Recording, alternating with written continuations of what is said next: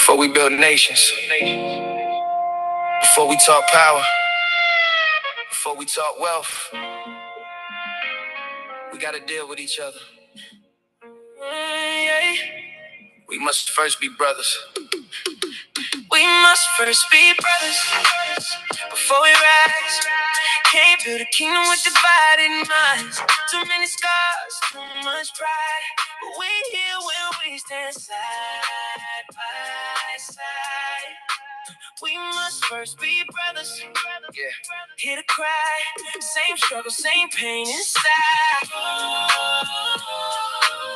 If we don't love us, we won't survive. So I'm reaching out, brother. I'm trying. Look, we come from pain, broken homes, lost fathers. System turned kings into surviving martyrs. Fighting each other while the enemy watches. Playing both sides like a game of chess pieces. Taught to compete, never taught to connect. Ego got us chokehold in mutual respect. Quick to flex, slow to build.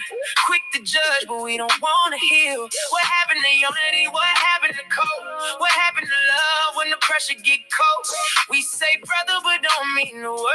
How you my kin if your heart ain't hurt? I see you, I know you're fighting. Same dark days, same long nights. We both trying just to get it right. So while we act like we but we must first be brothers before we rise. Can't build a kingdom with divided minds. Too many scars, too much pride. But we here when we stand side by side. We must first be brothers. Hear the cry, same struggle, same pain inside. If we don't love us, we won't survive. So I'm reaching out, brother. I'm trying. Yeah, they taught us fear when we was young boys. Turned our strength into anger and noise. Separated minds, broke the bond. Now we strangers in the same war zone. But truth is, you, me, and I'm you. Different stories, same food, same blood, same truth, same fight, just different views. Yeah. We gotta rebuild what was broken apart. Start with the mind and heal the heart. No more crabs in the bucket mentality. We kings start acting accordingly. If I fall, will you pick me up? If you down, I won't give you up. We stronger together than alone. That's the truth they never want us to know. No more division. No more pride, no more ego, getting in the way of the ride. We must first be brothers before we rise. Can't build a kingdom with divided mind. Too many scars, too much pride. But we here when we stand side by side. We must first be brothers. Hear the cry, same struggle, same pain inside. If we don't love us, we won't survive. So I'm reaching out, brother. I'm trying. This ain't just a song. This a call to the black man, to the lost man, to the strong man, to the broken man. We don't move forward until we stand together. We must first be brothers.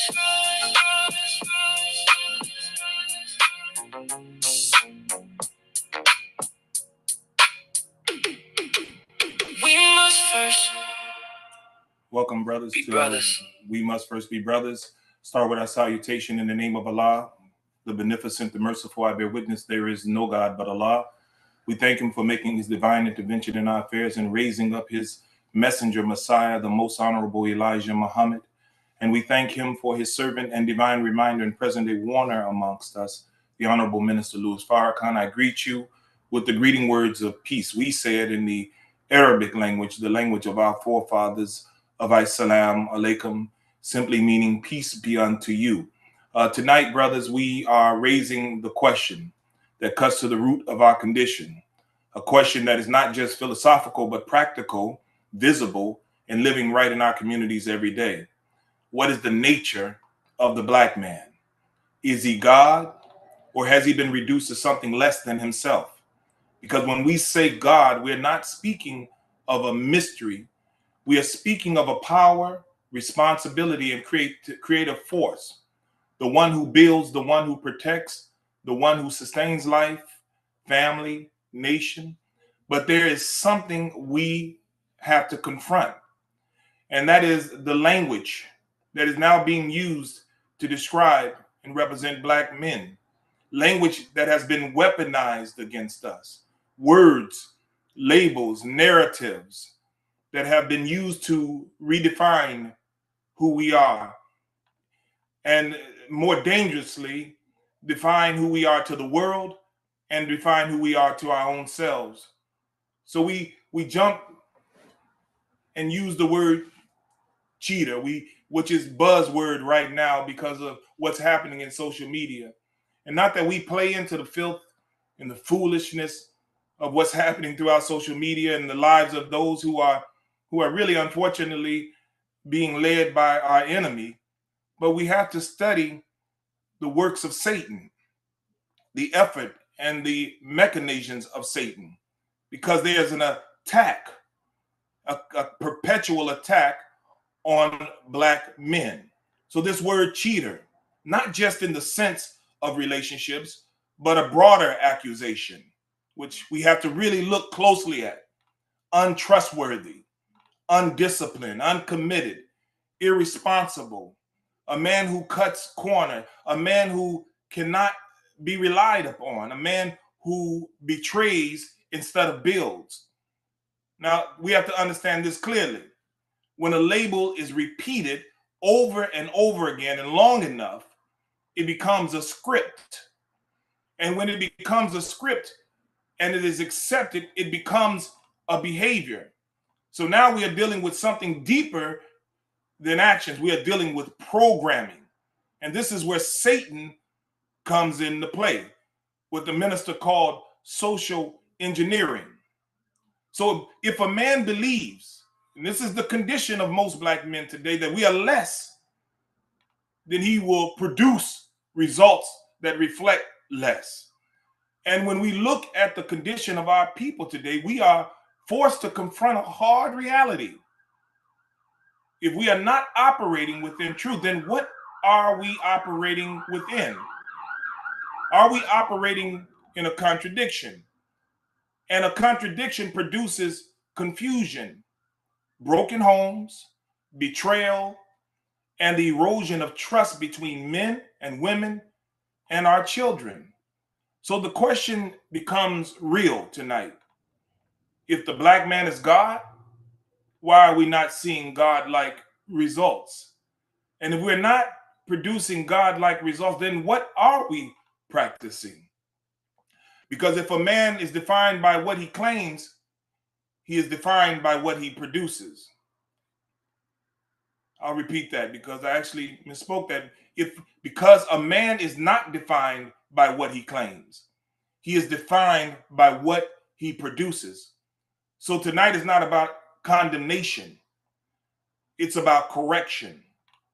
It's about breaking false labels, reclaiming identity, accepting responsibility, establishing unity, and walking in self-determination. Because before we can do anything, brothers, we have to first be brothers. So we welcome you to our call tonight. We thank you for tuning in, and those brothers who've gotten on this talk with us and who are participating, we appreciate your presence because you represent the armor bearers. You represent the soldiers really on the front line of reestablishing and redignifying Black men. We have to go to war. And I say this often. We have to be at war with the lies and the misrepresentation of Black men. That does not exempt us from being accountable where we need to be accountable, because a part of what will secure us and strengthen us, fortify us, is that we become moral, that we become the opposite of what they are saying about us, that we establish principles and divine truths within ourselves so that we will have the strength, as the scripture says, to resist Satan. And as the Bible says, he will flee from you. And I have to be very, very clear with you. We are fighting against a satanic regime. that has been determined to keep black men dead, to keep us at the bottom, to keep us unadored and unloved by our women and our children, to keep us misrepresented before the world. And the reason at its root is envy. Envy over the promise of God that is about to come to black people, to the black man, particularly in America, to take his rightful position on earth. That's where we are. That's not boastful talk. That's not some vainglorious talk or delusions of grandeur. It is an actual fact that we are on our way up. So what we are witnessing today, what we're witnessing is the perpetual effort to kill the male and spare the female.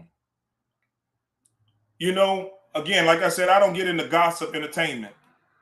That's not what we're about.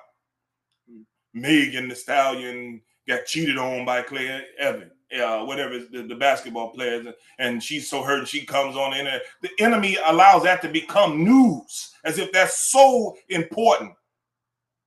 But the wise of us, we look closer at these things, and we look at the motive and the plot and the plan of the enemy and how he manipulates circumstances within our community to attack. What brought a heavy thought to my mind, I was talking to Brother Lewis when this was sparked, to call it this, the true nature of the black man. Is he a god or a cheater? What sparked it so heavily in my mind was I saw this little clip online, and it was these alleged, and it could be lies. You know, we can't trust anything you see on the internet outside of what you hear and over here on We Must First Be Brothers. straight up, because we bringing it. And any other brothers that are conscious, that are wise, and sisters that are wise and conscious that are doing a good work, you can listen to them. But I'm talking about this foolery. But what it was stated was these sisters was allegedly saying that we are going to go out and cheat on our man. In other words, to avenge Megan Thee Stallion. See, brothers, listen, black man, listen. I know y'all like, okay, brothers, listen. Like I said, we're not gossip monger. We don't get into that. That's not what we're here. We're on a whole nother frequency. But we're at war. We have to understand what's happening. And as a man, it is our duty to stand guard and to go to war with the foolery, the foolishness that's pervasive in our community. One of the things that really prompted my mind when this was being born in my thought process, by the grace of Allah, praise be to Allah, was that we have to go to war with the algorithm. See, we have to go to war with what's out there in the airways. It's a battle that we have to go to war with. Why is that important?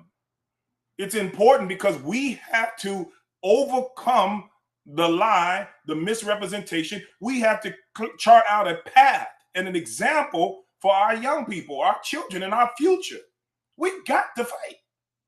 If you're sitting around waiting on some spooky God to help us to make the transition out of this world, then you're wrong. You're going to have to put up a fight as a man.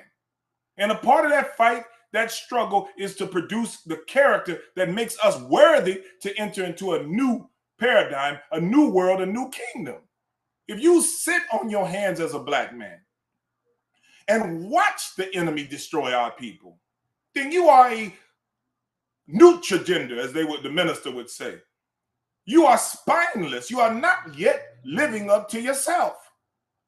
So we have to start to go to war. We have to engage in some of these conversations and challenge what's out there. And then we have to also hold ourselves responsible and accountable to our action. That's why I put out the video a while ago called Slanging V and Slanging D. Because I'm talking to us as brothers that we have to take control over our appetite. You know, we can't allow ourselves to be governed by our lower nature. We can't allow ourselves to be manipulated by the vices of Satan, pornography, and all kinds of filth that drives you into the grave, drives you into insignificance, into the abyss of hell, brother. You see? So we have to raise our consciousness and our awareness and make sure that we take control over our being. I put out slanging V to women because the enemy again has pushed an agenda, sex being weaponized to control men. So I'm not here to pick on Megan so much, but what do you expect, sister? What do you expect, Cardi? What do you expect, young sisters out here, when the enemy is using you to get on the stage and shake your backside in front of the entire world? And that has become the popular norm. Somebody got to have some testicles today to call it out. It used to be a time where the church would call it out. It used to be a time where we would call it out. But because it's become so normalized, and some of us have become so compromised, sometimes because we made mistakes, sometimes because we're so heavily involved in illicit activities that we don't have the moral character to challenge it. But we have to challenge it. We have to challenge it first in ourselves, and then we have to challenge it in our homes. We have to challenge it in our communities, and we have to challenge it in the world. So again, I welcome you, brothers, and we open this conversation. Again, thanking you for tuning in. I don't know if you brothers caught our opening track, but we got some smoke for you. We got some smoke for you, bro. You know, Brother Jay, you know, we're using this technology, brother. It's phenomenal. You know, it really is phenomenal. And when we understand what's at our disposal at this particular junction, something came to me, and this is just a little sidebar before as we get started. You know, we were taught in the teachings, you know, that this lion was walking in a cage going a certain amount of speed. I forget the dimensions of the cave, but the lesson says, but with modern technology, he was looking for the door. But with modern technology, he was able to speed up his time. Here we are in modern technology. AI is not something to be feared, and hopefully we will have Brother Jay and maybe Brother John and others who will help as we lead in a conversation in the weeks to come, maybe even next week, you know, just so we can talk about the importance of understanding technology in this time as Black men, and what we need to do as brothers to prepare ourselves for this major turn. Technology is not something to be feared. It's something to be mastered. Hell, we are a technology. But anyway, I that song you heard today, if you caught any part of it, you know, your brother put those words together, made a prompt, Brother Jay, threw it in the software, and listen, we ready for the big leagues, brother. As you should, my man. As you should. I heard it. You heard it? So I was gonna have one of my brothers come out and try to make a song for us. You know, we just time, but with, like I said, with modern technology and time, we can move at a much quicker space. So, Brother Lewis, you were part of the inspiration of this conversation, you know, and so we want to lean in on it, brother, because this is something that we really need to talk about. We have to change the narrative. That's a very important thing that we have to engage in today as Black men, as brothers. Again, the whole agenda of We Must First Be Brothers is that we fortify ourselves as Black men, and that we fortify ourselves with unity to give ourselves enough strength to go to war, to resist, and not only go to war and resist, but to start and chart the path of establishing what is right, good. You know, what is righteous and good, what is good for our families and our communities. That's not something that we go and negotiate with another man, another people, another system. That's something that starts in our relationship with God and a relationship with ourselves. So this language, you know, I particularly hate it, not because I'm so guilty of it. I hate it because I think it cheapens the Black man. I think anytime a Black man has to move around in a surreptitious way and move in a way that he lies to his woman and he lies, I think that is weak. I think that we have to get to a position, no matter what you're doing as a man, that you stand on your position, that you tell the truth. because we can't build a world and everyone is calling us liars and cheaters. Our children don't trust us. Our women have been made not to trust us. And this is no blame game to the black man. And I'm not sitting here piling on an attack on ourselves, but we have to take a great degree of responsibility. And it starts with us taking charge of our morals. So Brother Lewis, why don't you jump right in there, black man? Because like I said, we were having this conversation. It's, one thing that happens for us, we can see the attack. And when you can start to see the attack, then we have to either bob, weave, and then we got to be ready to throw a serious offensive jab, back at it so that we can get it up off of us. But we know we got to get ready for a fight, because this is a serious fight that is totally destroying us as a people. So go ahead, Brother Lewis. Peace and blessings. Assalamu alaikum, good brothers. Walaikum salam. Man, this is a really good topic and a good place to start, Brother Michael. Is the black man God or a cheater? I'm saying that because we're in a war to regain control over our image. When you think about black men, you don't think about us as builders and creators and protectors and providers, which is in fact the nature of the black man. To create, to protect, and to provide, and to have empathy and sympathy for those people who we need, who are in need, and to be a servant to those people, to lift people up. But what I've noticed, and I've known it for some time, is the devil is known as the accuser. And they say he stands before the throne of God accusing the righteous day and night. And one of the main things that has shattered our domestic life has been this so-called cheating.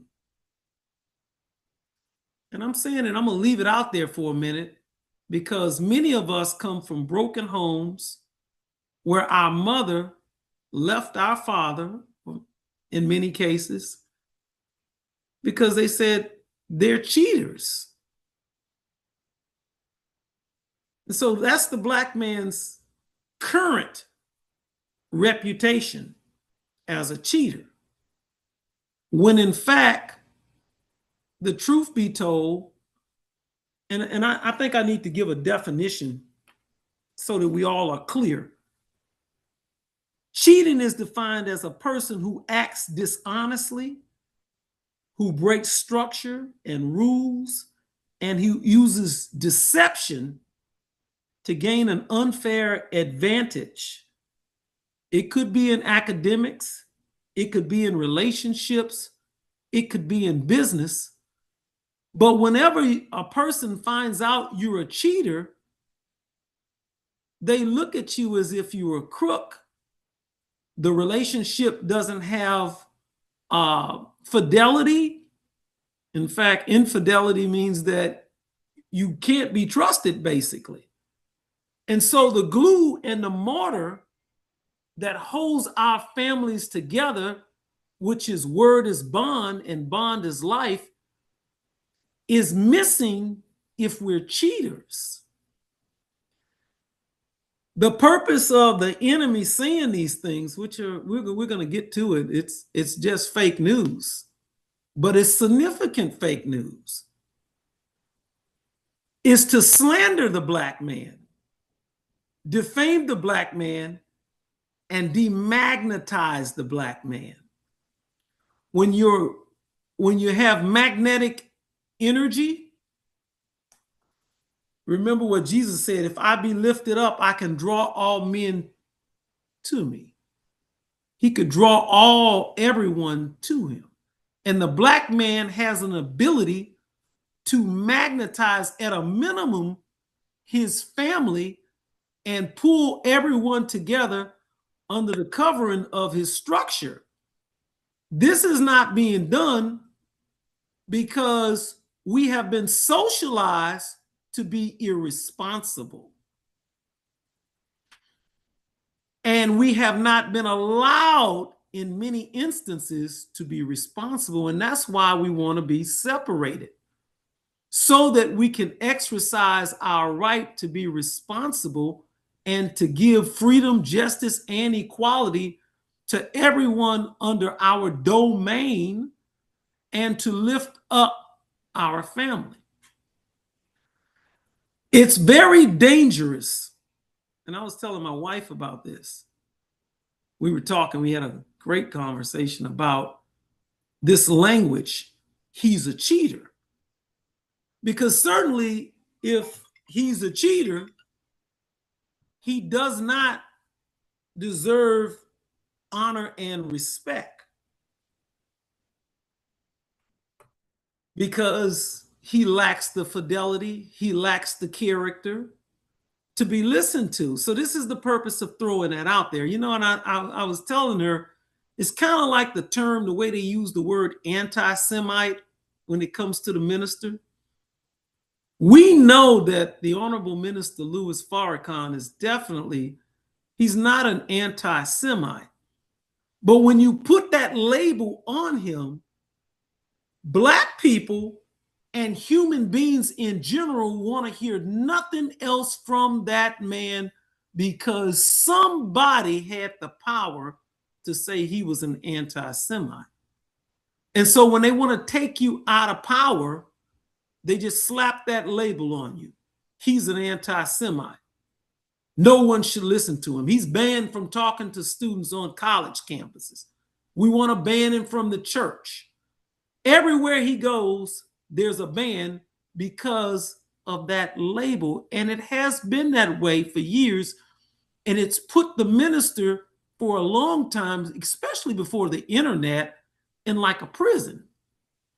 Well, by the same token, when you call the Black man a cheater, it causes us to go into a certain little box where even if you've done good deeds, you're really not to be trusted.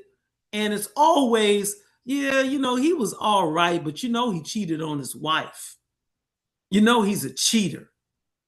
And so what it does is your children, particularly your sons, want to experiment. So they're going to go through, when they get to be 14, 15 years old, they're going to try little things. And they start bucking up against you. And in place of them, falling up under the structure, they hate you because they believe you cheated on their mother. And sometimes the slander is so bad until many men, unfortunately, they just leave the family because they can't endure the disrespect that comes with it. And I'm certainly not saying that there are not brothers who have fallen victim to being with someone other than their wife. But my point in saying that is that when you call somebody constantly a cheater, let's look at some of the things that it does. And I'm going to start with Mr. Bill Cosby.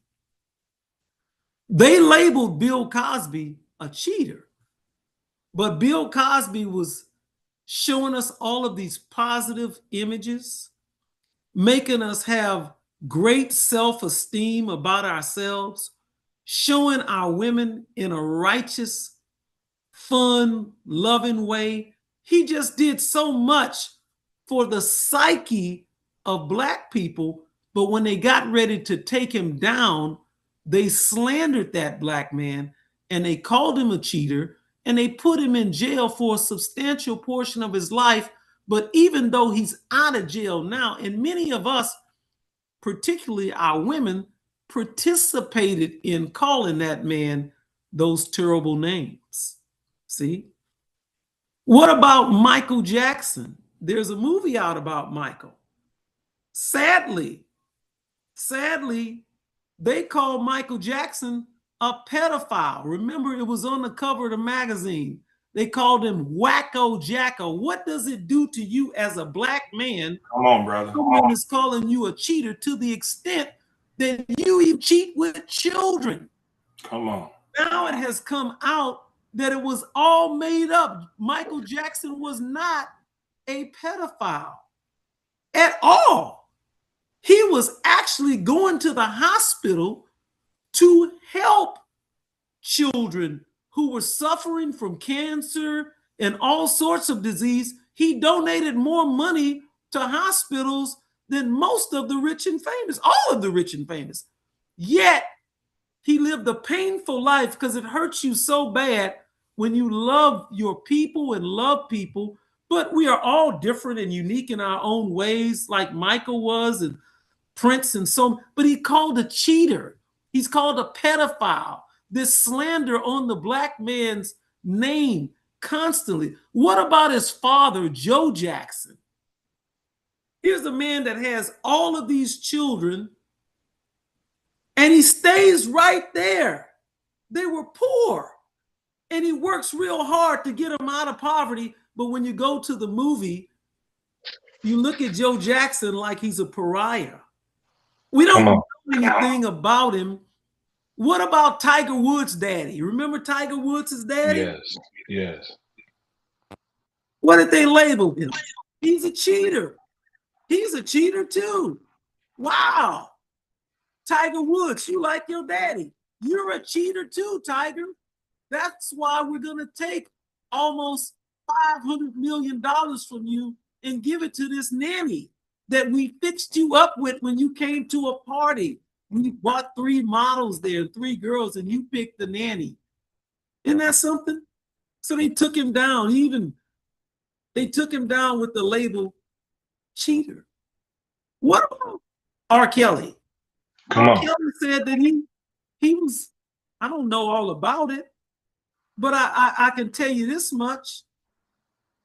It's a lot more to it than they just put him in jail and slap this name cheater on it. R. Kelly said he was living a polygynous lifestyle, which is his right if that's what he believes he can be responsible for. However, they called him a cheater. And so what I'm seeing, I'm going to save some of this for later, but I got to make this quick point. When they wanted to tear the Nation of Islam down,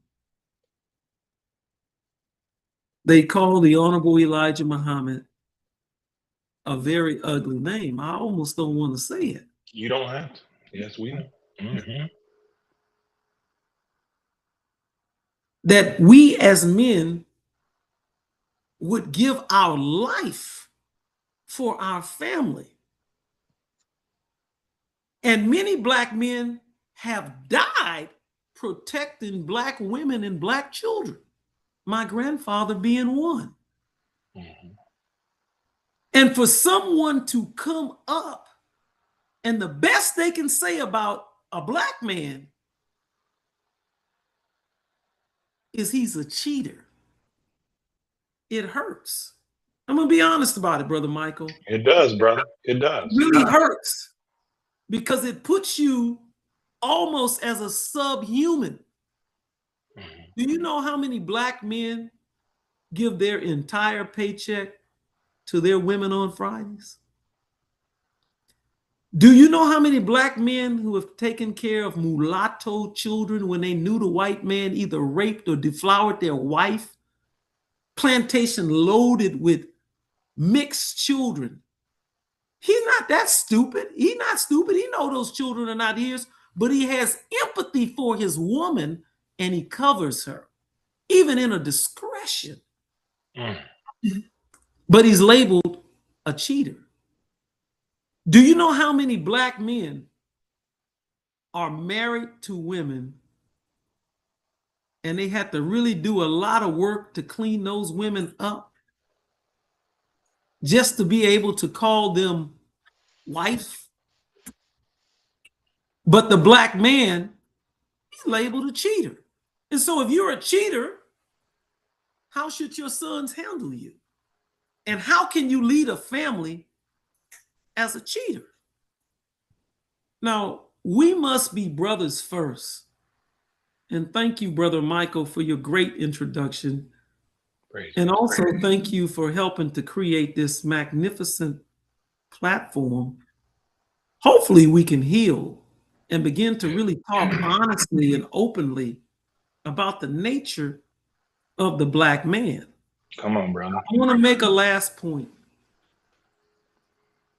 The devil, and I'm not talking about a spook devil, he put our women on top of us.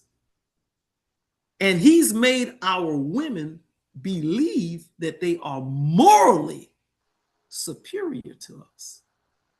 And if they're morally superior to us, then they are the moral authority in the Black community. And that might be why we ain't got no morals. Right. See, morals have to be protected. And women are not able to protect morals even among themselves. The Honorable Elijah Muhammad said of the FOI that we were the backbone of the nation.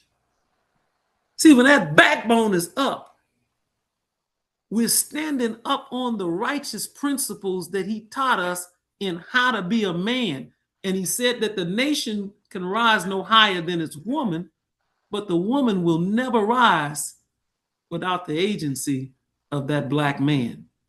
And so I don't like it when we put down on our sisters, and we certainly ain't gonna do that. But we have a standard, and we're not gonna continue to allow anyone to just go around calling Black men cheaters. Because that defamation and that slandering, and by the way, if a man is on a low frequency, and there are many on a low frequency, our sisters are not obligated to pick a person on a low vibration and get out in the muck and mire and filth and indecency with that victim of integration. And the reason why I'm saying it like that is because prior to integration in our community, we had a different set of standards. And these were Black men who would actually enforce what is called shotgun weddings. Are you familiar with that? Yes, sir. I don't know if you are or not, because down south, they held shotgun weddings. Yes.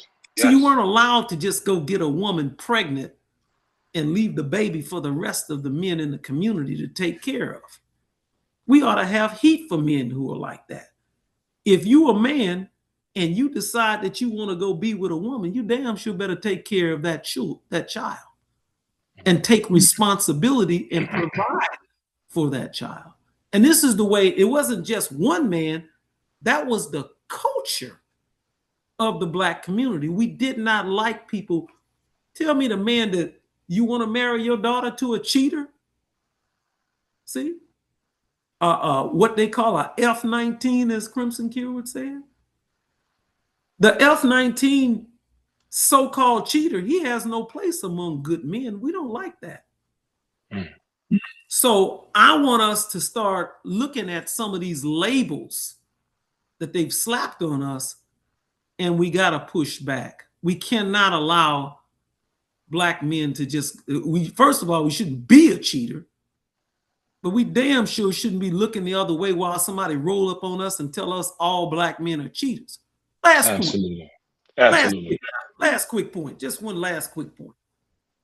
Did you know that they were saying some terrible things in 1997 about President Bill Clinton and Monica Lewinsky? Do y'all remember that? Remember your brother Michael? Yes, sir. You didn't hear Hillary Clinton going around calling Bill a cheater. She stood by, they were playing that country song, Stand By Your Man. Remember that? Here in Baton Rouge, Louisiana, we had a very popular preacher. His name was the Reverend Jimmy Swaggart. Y'all remember him? Yes, sir. he is what is called a land baron over there where that shooting was, the Mall of Louisiana. Recently, they made national news. Well, guess who owns the property where the Mall of Louisiana is? Jimmy Swaggart. He owns some very expensive. He's a land baron. That family. Guess what, Brother Luce? I didn't want to break in on you, but I see two guests here. We got Brother John Martin, Senior. You know, one of the brothers from Des Moines, Iowa, came through, as well as the big brother Matt Glover. You know, very gifted brothers, both of them. But I just wanted to make sure everybody was aware that they had came in. Thank you, brother. Welcome, brothers. I'm gonna shut it down. I'll let someone else speak. Yes, sir. Yes, sir. Well, you know, I think you was right on point. I think you were leaning in right to what we need to do to set the tone for our discussion today, because this is exactly where we're going, Brother Lewis. And I appreciate everything that you said, because, like I said, it hit every note. And this is what we really need to analyze. We have to change the narrative. You know, you think about this, like you said, our woman has been put in a position of authority over us in society. And we have been reduced, truthfully, we've been reduced to being almost considered like children in this society. You know, so the scripture says women rule over them and children are their oppressors. The real truth is that we have to face this, and that is that the black man, and this is not for those enemies who would think other, this is not no pity party. This is a reality that we have to look at, and we have to stand for ourselves as men. You know, it's okay for our sister to get on a stage with a G-string up her backside and shake her backside before the world. It's okay for that. It's okay for her to dance like a stripper on a chair. It's okay for her to do whatever she wants to do immoral, but a black man make one mistake in his life, or make mistake, period, he is condemned forever in many cases, never given the opportunity to recover from that condemnation. That should give us a very clear picture of the aim of our enemy to destroy us as men. This is something we really need to think about. You know, really need to take into strong consideration in how we look at what's happening in society. How is it that that's okay? How is it that it's okay on one hand, and I'm gonna read something from Shahrazad Ali regarding this thing that's going on with this brother, this basketball player and Megan Thee Stallion. And it's not so much the subject, it's what she said that I think we should tune into, because it's a really powerful point here. And she says, the behavior, she said, Clay Evan Meg's situation highlights hard truths many people still refuse to accept. Behavior precedes outcomes. If a woman chooses to behave like a party girl, most men will treat her exactly that way. Fun for a good time, maybe and family, but rarely as someone for a serious commitment, relationship, better yet, marriage. Men will enjoy her company and her body, but they won't stop entertaining other women like her. Why would they? She asked. She has already shown she operates in that lane. Her music and physical exposure, we have all seen so much. We've pretty much seen all he's seen. And yet, at the same time, many women openly say that broke men don't deserve relationships or intimacy. This mindset quietly accepts that rich, high-value men can have as many women as they want because they can afford to. Someone also told them that their value lies and who wants to sleep with them. I'm talking about this contradiction here. That's what I'm really trying to lay out in this discussion, because we got to see the hand and say, this is not an attack on our sisters. We have to understand what is causing the division between us. The trick. It's a major trick, because if we ever can get to the point where we realize how powerful we are, male and female, brothers and sisters, in unity, if we understood that, we would be up overnight. I'm gonna go on and read. She said, the logic is simple and consistent. Act like a traditional woman, loyal, modest, selective, feminine, attractive, traditional outcomes, commitment, respect, long-term investment. Act, and it says, and I'm sorry, I lost my spot. Act anti-traditional, hyper-sexualized, party lifestyle, low boundaries, get anti-traditional outcomes. Fun, attention, casual sex, but rarely exclusivity or marriage from high-value men.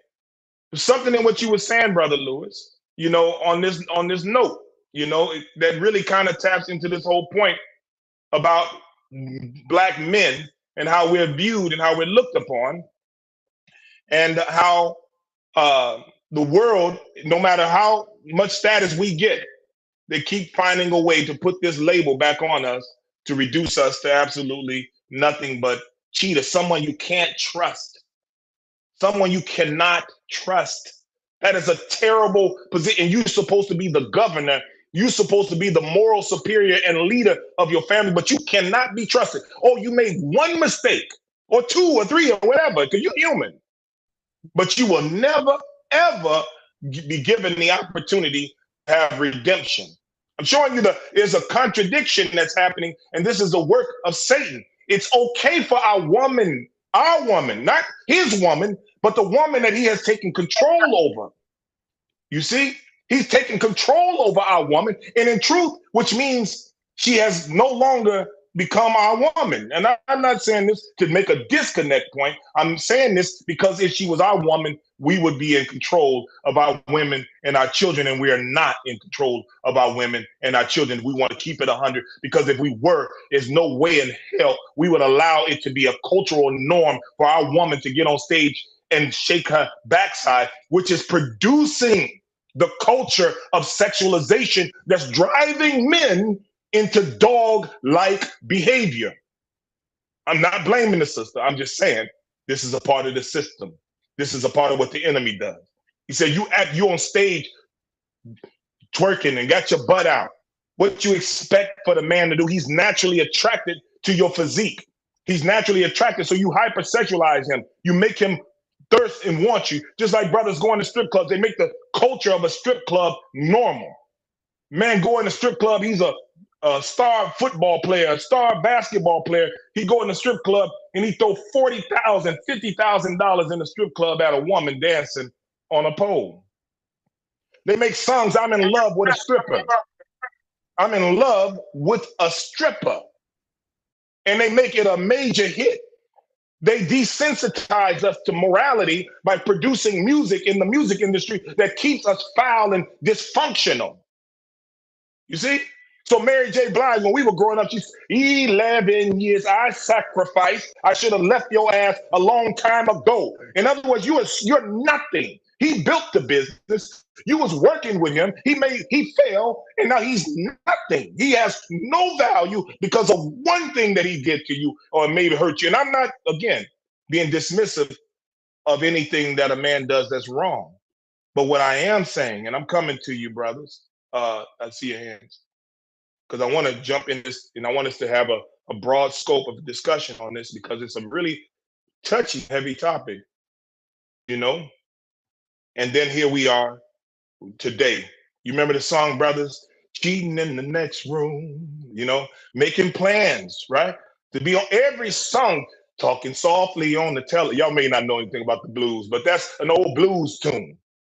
We used to hear growing up, because they were training us and cultivating us to cheat. Now our woman has a button in her head that anytime we're considered a cheater, we are nothing.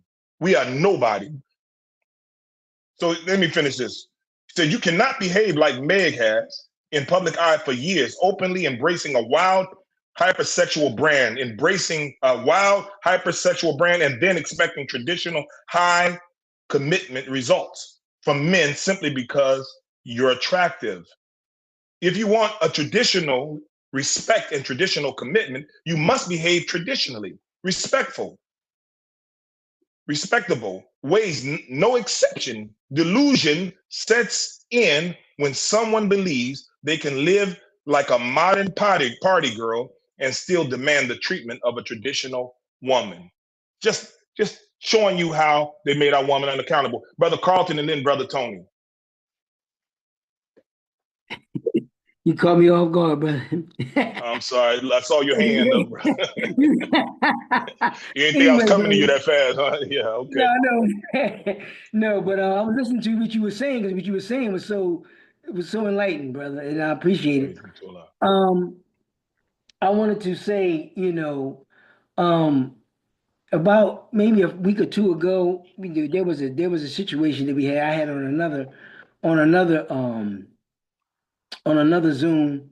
I'm not going to go into the details of where the Zoom was, but I'm gonna show you something that we do, because what happens is a lot of times we congratulate, or we allow the woman to be able to be less than what she could be, because we want to pacify the situation. I call it simping. You know what I'm saying? We want to simp on the situation, because maybe we may have some ulterior motive with the sister. Okay, I'm gonna simp with her because I want her to like me, so that I could, lay with her. You know what I mean? So now you agree with everything she said.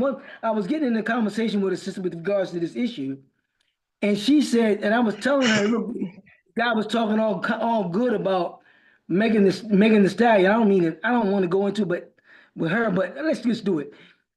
Megan Thee Stallion, he was trying to, justify her existence. You know what I mean? And what she is.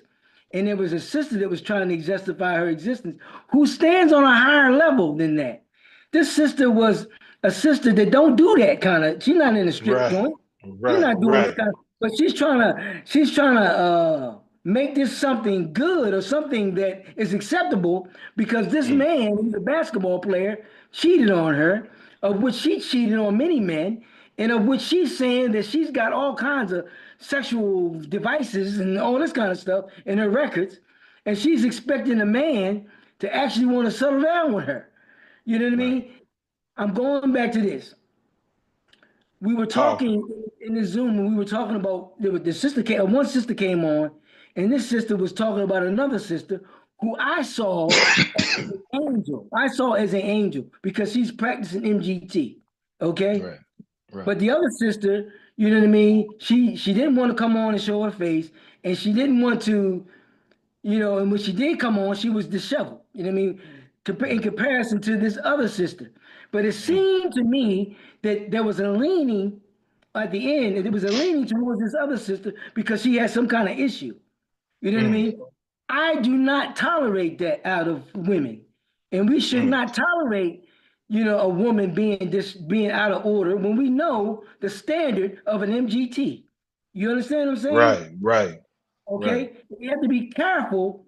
In my view, we have to be careful on how we deal with an MGT versus another woman, because I'm willing to put my life on the line, or put somebody else's life on the line. That's right.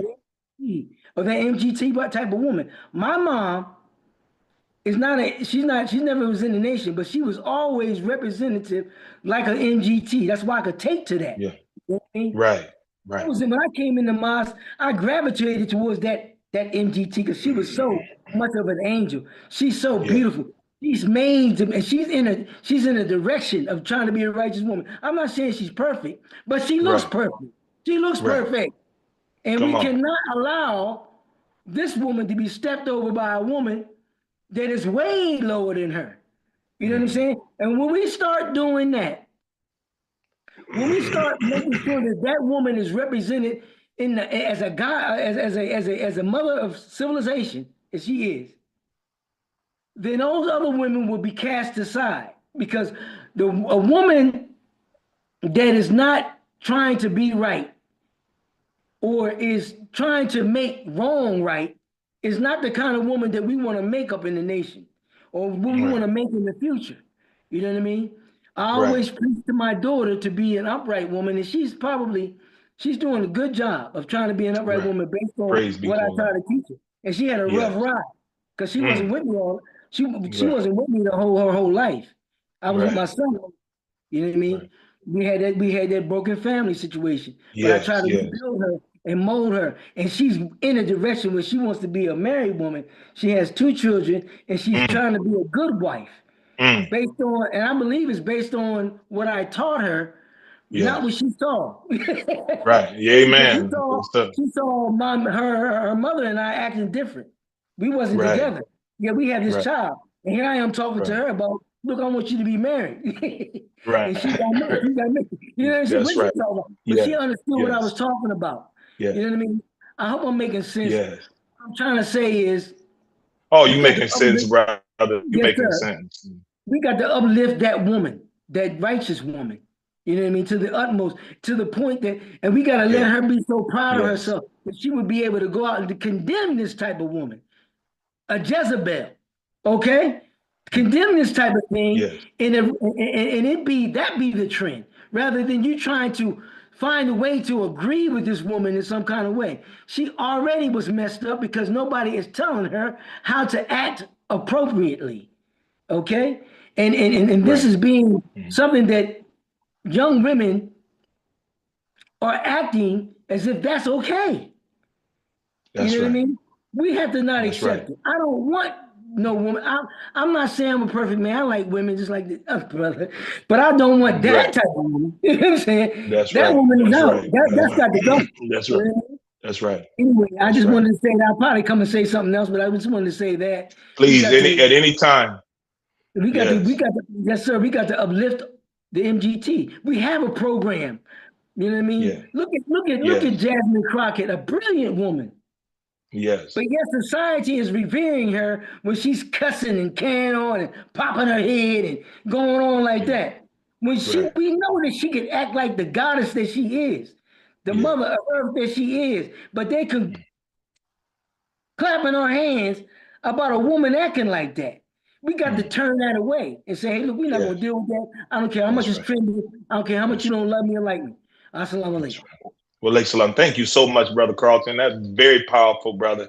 Especially what you were saying about your daughter really had a particular tap into a brother's heart because, you know, in these lyrics I put together in this song called Protect Our Seeds, you know, it says the father's hands waters the seed, you know, and which means that the man has a major impact when we're not blocked, when there's not a block between the man and his seed, because they are our seeds, then it allows for us to impart what is necessary from that side of the masculine nature of the man in conjunction, in cohesion with the mother, that produces an atmosphere for better results out of our children. I think that's a very important point. Brother Tony.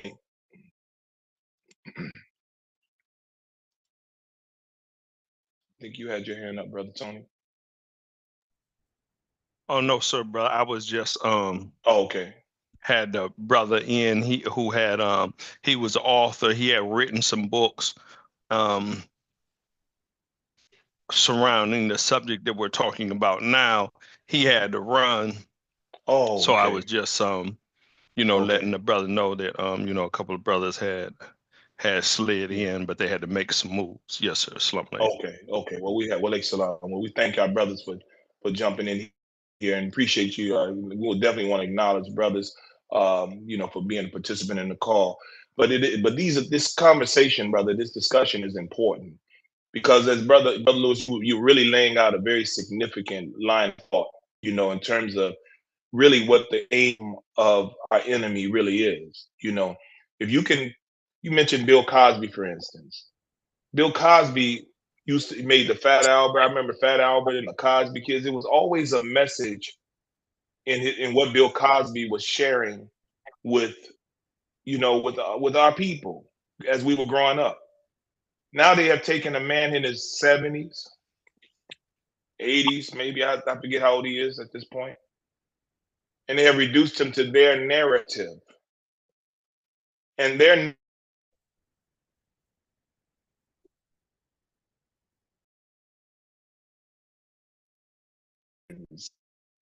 making mockery.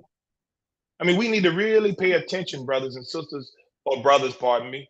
You know, I'm sure there's some sisters listening, but brothers, to what they are doing.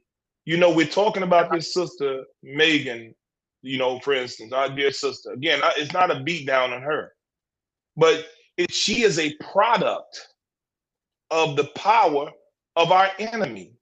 He promotes, he controls the media, he controls the entertainment industry. These small hats control all of Hollywood. They control and manipulate everything. You mentioned Michael Jackson earlier.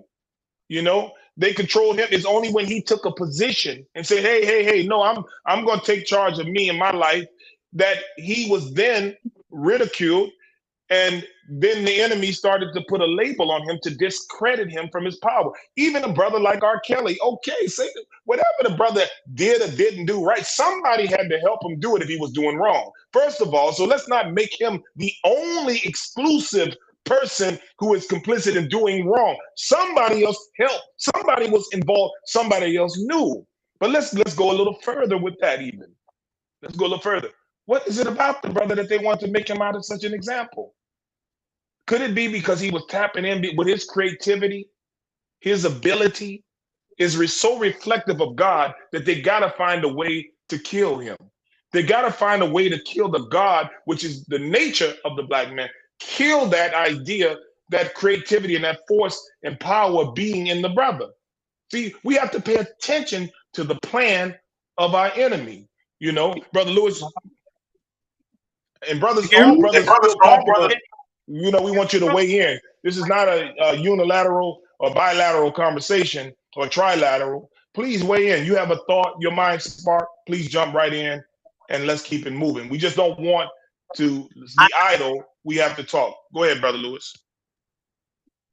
I muted my mic. Say that again. I think you muted my mic. Okay, you're clear now. I can hear you. I think it's some lag in the internet, but you're good now. Mute my mic. We can hear you. Can you hear me? Okay. Okay. See, what this is really about is the destruction of the black family. And we need to recognize that. Most families, we all play a critical role in that family. There is a father, there's a mother, there are children. And what they've systematically done is made it as if there is no need for a black father to guide and nurture a family. And so they come in among us and tell lies. Really, you can't even build business right if you don't have a family. This is real important. You can't build community right without families. And each one of us are key in how we develop our families. When they slander and say, you are a cheater, it means that you are not to be trusted, and it means that someone else has to be over the family. I don't know why I feel like I'm not being heard. Is your mic stuck, Brother Michael? We can hear you. It's just that with the some kind of lagging or something. Yeah, just keep talking. I hear you just fine, Brother Lewis. Okay, thank you, Brother Tony. So the thing about it is that as long as we sit back and allow our fathers and our grandfathers to be known for cheating more than building Black Wall Street, building 100 years of generational wealth, which we squandered following this idea of integration, we'll never be a great community when all of our men are looked at as nothing but a bunch of cheaters. And furthermore, we tear down the institutions that they've built, whether that be through divorce, neglect, abuse, or just ignoring the fact of the good that we've done for our families and our communities. So I really like to want to see brothers kind of push back on this cheating label. And we know that whenever they get ready to tear something down, the number one way they do it is by slandering it. So y'all can chime in, brothers. Right. I see some. Yeah, we got brother Mark, brother Mac. I'm sorry, brother Mac. Go ahead. Yeah. Yes, sir, brother. Tony, brother Tony Muhammad invited me to this call. Thank you. And, Thank you so much for coming, brother. Yes, sir. Yeah, no problem. But anyway, we do have a serious problem on our hands. Our young women and our young brothers, they need their elders. And these demons are trying to kill off the elders so our youth will be lost. Our youth are lost already. But that's why they're killing us through the food and through this and through that, trying to control our population growth. There's just like 40 years ago, you never heard nothing about ED. It's a new phenomenon. Yeah. But these people create problems to start a new industry. So this is not an accident that we have this running rampant. It's because of what they have done and what they are doing. All we have to do is make sure that we keep our youth aware of what's going on. And what I found is the women that wear their cleavage out and everything. I remember my youngest son's girlfriend, because I had to stop the girls in my family from wearing their breasts showing. You follow me? And I was telling her, I said, you love my son? She said, yeah. I said, do you really love my son? She said, yeah. I said, you're a beautiful young sister. You know what would make you breathtaking? She said, what? I dropped a handkerchief over her breast. And I told her, I said, let me tell you something. Wow. I said, you know my son. I said, if somebody disrespects you in the street because you're dressed that way, what do you think he's going to do? She said, he's going to do something. He's going to fight. So I said, now, do you want to put him in that kind of position? She said, no. I said, so pay attention to that. So she stopped wearing her dress. She started dressing more appropriately because of that. And because of that, most of the girls in my family, they don't show their breasts like that, because I bring it to them like that. If you with this man and you love this man, protect this man. Don't put him in a position to have to defend your honor when you're out here walking around like that. And I told him another thing. I said, look, it's one word that I can't stand. They said, what? I said, cheating. I said, now, if you're don't be listening to what them white folks say. If they talking about he cheated, he did this, she did that. I said, that word make no sense. I said, we have to be conscious of what we're saying out our mouths. So I had to stop them. I said, if you want to say something about your man, or a man want to say something about your woman, please don't say he cheated. He ain't cheated you out of nothing. I said, what you have to do is say he was dishonest. He was not loyal. Give me anything, but don't be giving me the words that don't make no sense. I said, stop listening to what everybody else is saying and think about what you're about to say out of your mouth. Come on. You know what I'm saying? So yes, sir. Then our young boys need the elders around them to give them advice, because a lot of young brothers really don't know what's going on. I used to be in the music business, and I used to tell my grandsons, I heard my grandsons listen to this drill music. And I was telling them, I said, let me tell y'all something, man. I said, y'all got to be careful of listening to this music. And if you listen to it, be careful, watch where your thoughts go. I said, this music is designed to take your thoughts in another direction that you would not have even been thinking about. And so they thought I was joking, oh, granddaddy, this. I said, look, I was here 50 years before you niggas got on the planet. I said, I'm telling you what I know. I'm not telling you what I think I know. Now, these boys were seniors in high school, and they started getting captivated by these 9mm. And so I told them, I said, oh, you thought I was joking? I said, now remember what I told y'all about that drill music? I said, now pay attention. Look at where your mind is going. You boys are seniors in high school. What are you doing being captivated with 9 millimeters? I said, let me tell you something. Being captivated with guns is only 3 options, and I need you to think. I'm not here to tell you what to do. I'm here to give you advice. I said, there's only 3 options. That's going to get hurt, killed, or prison. Now, if you like them options, knock yourself out. You want to be a gangster? Don't mess around. Let's come on and get it on. I said, go and go to prison for about 10, 20 years. Maybe you get out your system. No, granddad, we don't want to be gangsters. So we have to talk to them like that. You follow what I'm saying? So they got out of Absolutely, their brother. fascination with the guns. They graduated from high school, but they need the elders around them. And these people trying to kill us off because they don't want us around. It's very important for us to be into the lives of these young people and talk to these young people like to help them get sense because they don't know no better. You follow me? Absolutely.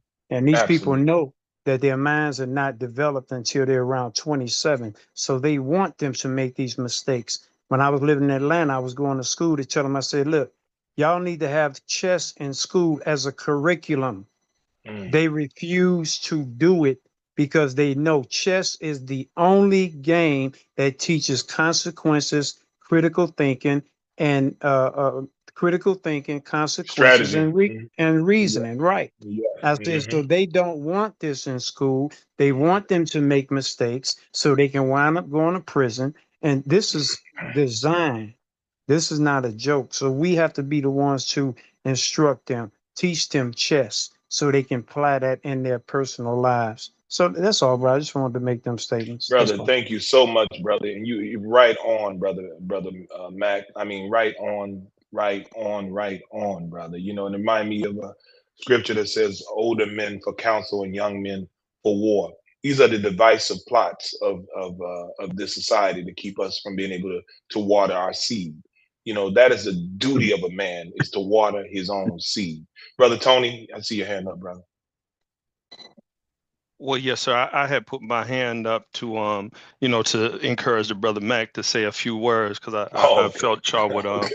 enjoy Yeah. enjoy the brother. He's full of Yeah. he's full of wisdom, full of many topics, like Yeah. yourself, brother Lewis and brother John. He's really, really experienced and he's done a wide range of research, and he's always trying to share, like y'all brothers are. He's always trying to share information. But he did point to something, and brother Lewis pointed to it earlier. Um, and I will say this, that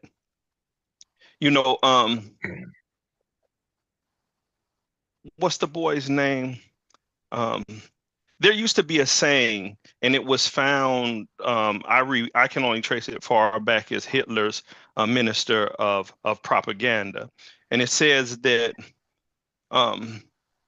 not just a lie told long enough will And become the truth. So what did you say, Brother Lewis?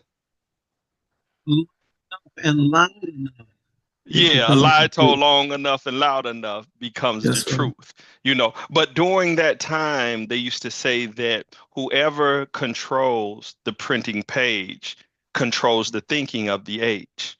And that's the same with media today, because we have to always bear in mind, like Brother Lewis was sharing with us earlier, it's a war.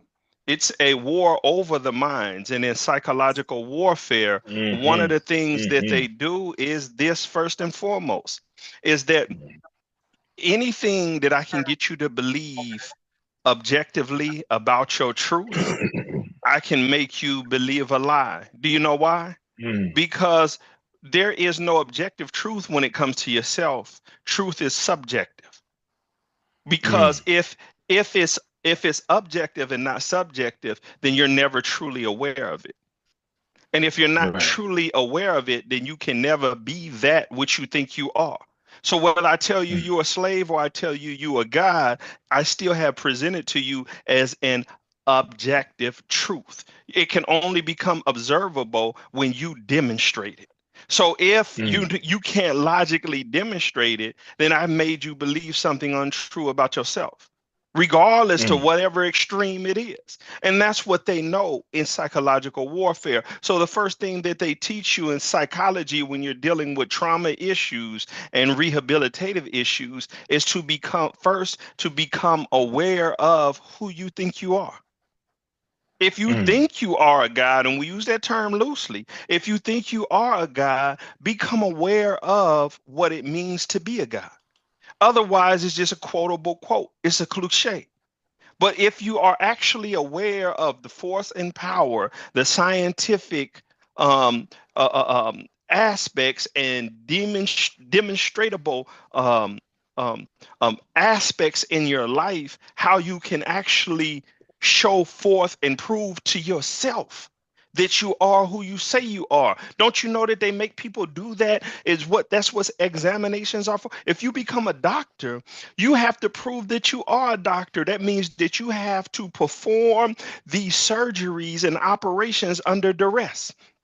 Why? Because, and not just, and also not just in benign environments where everything is copacetic, but under harsh environments, hostile environments where people are going crazy, everything is thrown at you. They put they put the intern in the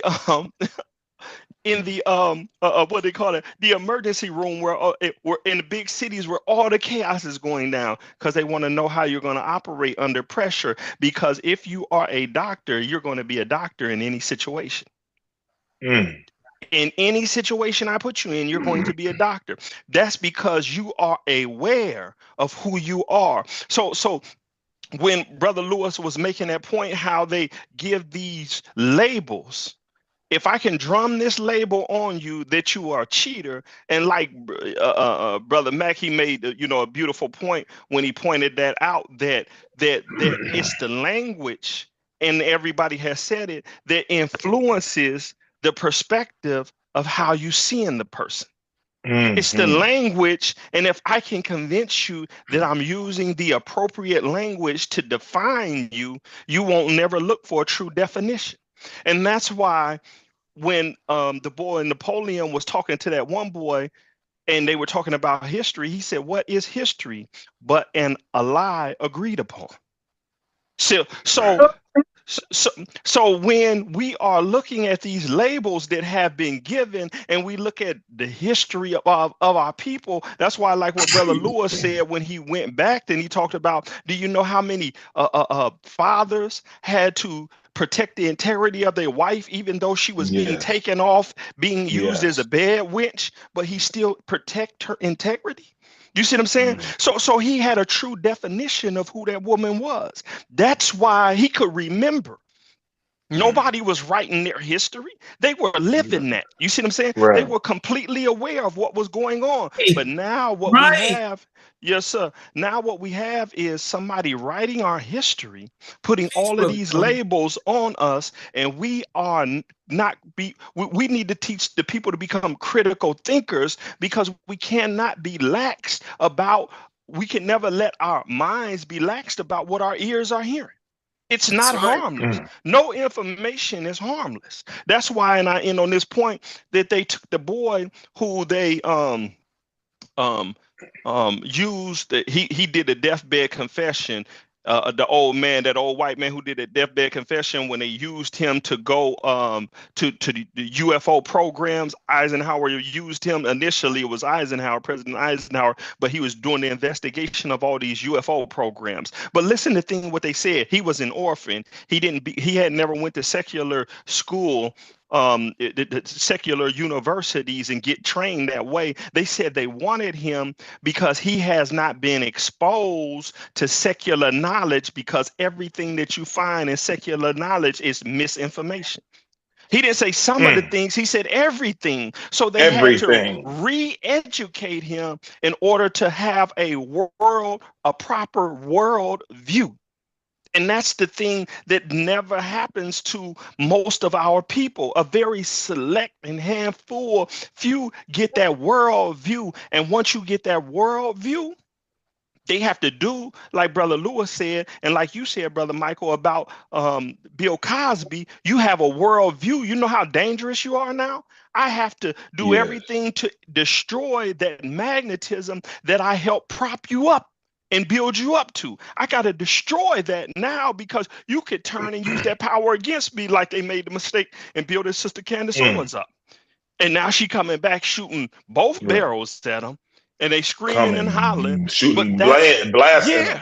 But that's what happens when they let a person become aware of who they are, and they don't go around systematically and destroy that person. They leave that person, and they thought because she was a female, she's safe. We can wake her up and leave her over here in this corner, and she's a woman married to a white man. She gonna obey. But that guy woke up in that black woman, and she said, "No, I'm putting feet to ass." You see what I'm saying?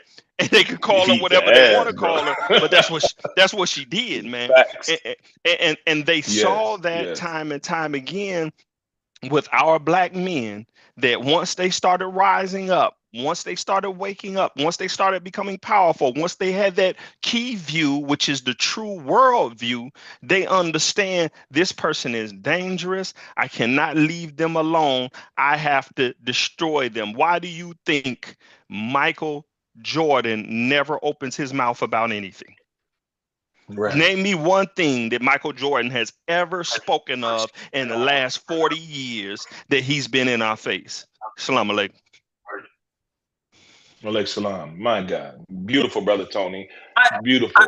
I want to come to Brother Mac. Before we come to you, Brother Lewis, let me get to Brother Mac here again, because I see his hand up. Brother Mac. Yes, sir, brother. I just wanted to say this here. Yes, I deal with a lot of the youth. You follow what I'm saying? And so I'm always trying to bring them some information to make them think. Because that's why we always want to tell them, look, we're not here to tell you what to do. You have a right to do whatever you want to do. I said, we just want to give you information to let you know, brother, so you can think for yourself and reason. Like brother said, critical thinking is what's important with our youth. They are our army and they don't even know it. So that's why I was telling them, I said, look, bro, like I told my grandsons, I said, let me tell you something about guns. I said, I used to carry a gun all the time.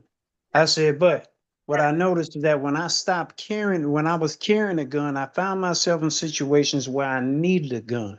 When I stopped carrying guns, I found myself in situations where I no longer needed a gun. So I told them this. I said, let me explain to you all why it's critical that you never get upset. I said, because Dr. Malachi Z. York, I'm a student of his, I heard him say something that I knew he was right because I've been to prison. He said, what you don't know is that you have an aura around our bodies, which we all know that. He said, but what you don't know is that when you get angry, your aura turns red. And these demonic spirits can see that and jump into your composition when your aura turns red and have you doing some things that you would never do and jump out of your composition and leave you holding the bag. Absolutely. I knew he was telling the truth because when I went to prison, I heard more brothers say, man, I don't know what made me do that. I don't know what made me do that. And I was talking to a brother on the phone. I never seen this brother a day in my life. That brother almost started crying when I told him that. He said, oh my God, brother, you just answered a question for me that I've been asking about for decades. He said, when I was younger, my brother stabbed me. He got so upset, he stabbed me. And I went to the hospital. He said, my brother called me while I was in the hospital and said, brother, did I do that? He didn't even remember doing it. So it helped him to understand that these are the things that's really going on, and we need to let our young people know this. Brother, calm down. That's why they had to take meditation out, because meditation calms you down and keep you calm, help you to detach. And being emotional, we got a lot of brothers in prison, not for murder, but for having a 30-second emotional burst that made them commit murder. So it's a lot of things that we have to share with our people to help them do some critical thinking for themselves. That's all. Yes. Brother, heavy, and I appreciate it because I've been so angry that I have seen red, and you're right. When you get to that emotional state, that level of anger, you can literally go black, not seeing nothing and just react and come up out of that and realize that you've done something, if you totally lose control, that you regret. Heavy duty point. And these are things that we definitely need to know about. Brother Lewis, come. Then Brother John, we'd like to hear from you, Brother John. Yeah.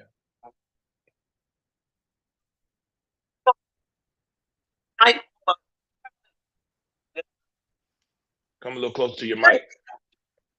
Can you hear me? I don't know what's up with this mic Yeah. tonight. Yeah, there we go.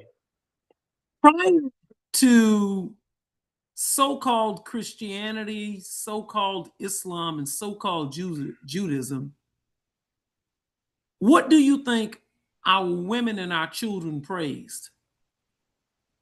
Come on. They praised God, right? Mm-hmm. Right. Was God a spirit or a spook that created for them? No, it was manifest in a black man. This is important because now we have been re-engineered and socialized in a manner to where what used to be praised is no longer spoken of publicly in a positive manner. This is important. They'll say praise Jesus as long as he ain't a black man. They can accept Muhammad as long as he ain't a black Muhammad. They might, some even accept Moses, as long as he's not a black man. The goal of this world is to kill the messenger of God, destroy the messianic figure that can electrify and bring all of the masses of our people together to produce the real day of resurrection. And so what they do, to Brother Tony's point on this propaganda, this is real. Because calling the black man a cheater and constantly showing the black man in a weak, immoral position is all designed to keep our women from praising us publicly. Come on. Do you know that most black men's ego is so destroyed? And this is why sometimes they even go for Caucasian women. Look at the NFL and the NBA draft. She's constantly praising God in a black man. This is real. Perhaps. So what does it do to your ego, which needs watering in order to arouse the building nature in you, which has been thwarted by called a black ugly N word constantly, that ain't gonna ever be, I don't want to use that, you ain't gonna be nothing like your daddy, and you know the word that they say. Yeah. You hear them cussing out their children in the stores. See, there's a lack of praise. Even when you go to church, in a backhanded kind of way, they never praise the black man. Hearing the Honorable Elijah Muhammad say the black man is God blew our minds. And it made us start acting better as it related to ourselves, and it made us start respecting our women more. But I'm saying this, and I believe I'm on to something. When you as a black man can never publicly hear anything reasonably good about yourself, you got to be called a cheater. And even if you didn't cheat, all the men are cheaters. What does that do to your psychological self-esteem to protect and provide? And I'd like to hear, I really want to hear from brothers on this. How do you feel when you meet a woman that you love, and maybe you're married, maybe you just meet a woman that you love, and the assumption is that you want to be a cheater, meaning that, and she's going to put more into the relationship than what you could ever put in the relationship. If you recall, Marcus Garvey, the Honorable Marcus Mosiah Garvey, he was called a cheater. In fact, they put him in jail for what, Brother Michael? Mm-hmm. Mail fraud. That's cheating. Mail fraud, nothing. Yeah. Mm-hmm. You can't be over nothing. You a cheater. Only later did they find out that the government of the United States of America lied on the Honorable Marcus Moore. He was an honorable man. In fact, the first black man outside of a courthouse that I ever heard called honorable was the Honorable Elijah Muhammad. And I think we should call him the Honorable Elijah Muhammad. And I think we should say the Honorable Minister Louis Farrakhan, because they have built a psychological and a spiritual infrastructure that makes us happy with who we are again. We weren't even proud to be Black. We would rather be called, somebody call us an N than to call us Black. But it was because of the Honorable, he withstood a lot of slander. Minister Farrakhan, think about what the minister could have done and is doing were it not for the enemy's slander. Think about how many people were turned off, and then flip that to yourself. How many times did you have a business idea or it was something that you were going to do and couldn't get even the support of your own family? Why didn't they support you? Because you're a cheater. Your reputation, as Brother Tony was saying it, about the propaganda.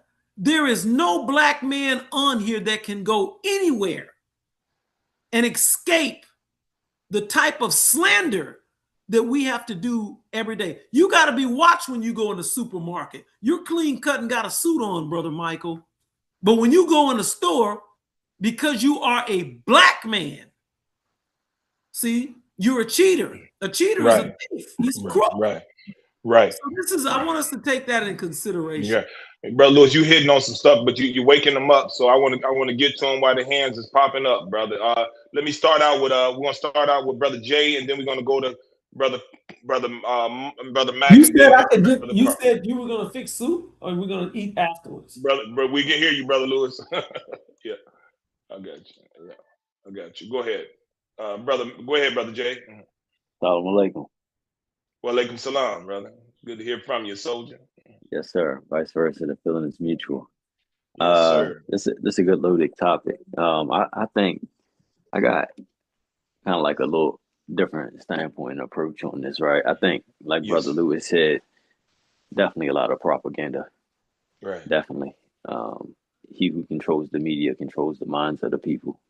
So, you know, with that being said, it's not really that, when you look at it from a business standpoint, it's not really that profitable to show Black unity and Black structure. So it's oftentimes invested in the opposite. But what I wanted to say is this, is that it starts with a community.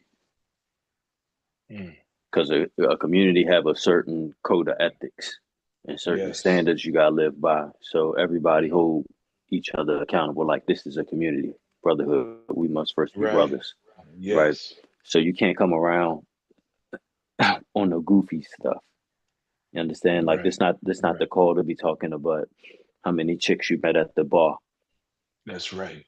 You know, et cetera. Right. So with that being said, the approach I often take is everything fall back on us as the men. Yes. But saying that is not enough, because you taught to just be strong. But I think Brother Louis said this a couple of weeks ago. He said, in order to want to do good, you got to understand the benefit of it.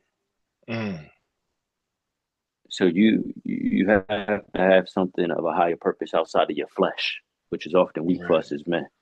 Oftentimes, like, I know we're talking about cheating as a whole, but most of the time that's what it is. Because, like, we all men on this call. Now, I don't know, Brother Michael, you may got some women on the other line. No, we good. We all, it is. Yeah. Yes, sir. Yes, sir. You gotta grow the fuck up. You know what I mean? Excuse my You French. right. Come on. You know right, what I bro. mean? Like, all these other problems we have in the Black community, why we gotta talk, you know, not about not having no sexual discipline over your urges at 40, 50, 30 years old. Come you know on, what I mean? After a while, the goofy shit get old.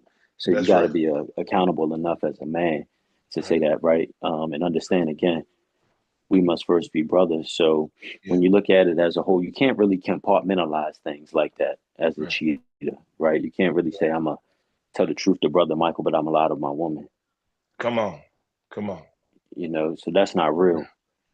You know what I'm saying? And that's where it started, because number one, you're not being real with yourself. That's right. You understand? So it really get deep on a mental level, because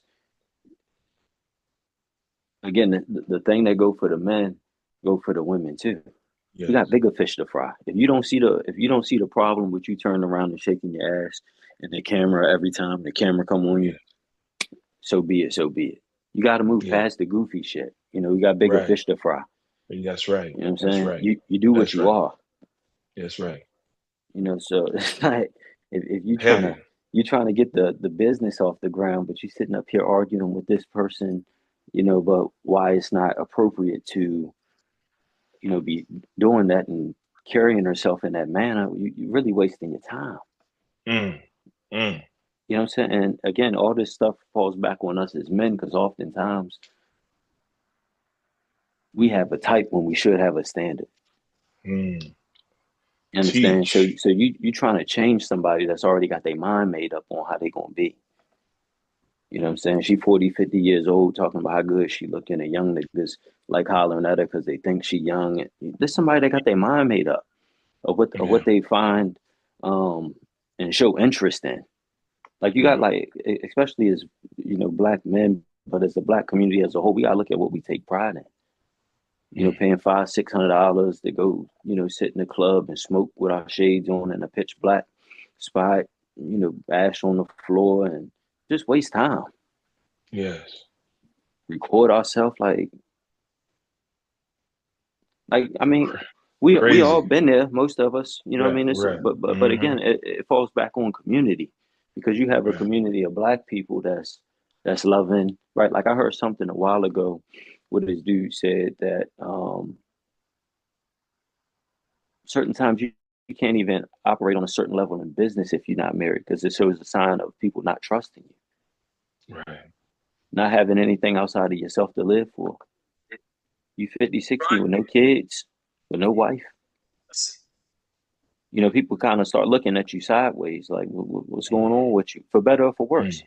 You know what I'm saying? Because you can make the option, I don't care about society standards. I live by my own set of standards, and that's cool too. But you got to stand on that 100%. Right. You know what I mean? Because a lot of, like, again, that's why I say a lot of this stuff is propaganda. Why are we having conversations, man, about whether or not it's okay for you to be on somebody's tabletop in their establishment in a G-string? Really? That's like the conversation trying to have with a black man, like, bro, you really don't see a problem with you walking around with your drawers hanging out, dog? Yeah. Come on. Like, man, not like on some serious, like, come level, on. Like, how can you talk to this brother about investing in a property if you don't, like, critical thinking? Yes. You don't have the ability to think, man. Come on. You know, so you got, like, it get deep because you got to look at your lifestyle, how you eat, what type of conversations you around on a daily basis. You know what I mean? You listening to drill music, shoot 'em up, bang bang at 9:30 a.m. You know what I mean? You eating Doritos before you do any type of hydration. You ordering Taco Bell off Uber at 1 a.m. You come in from the club drunk. You know what I'm saying? Come on. You do what you are. Yes. That's right, brother.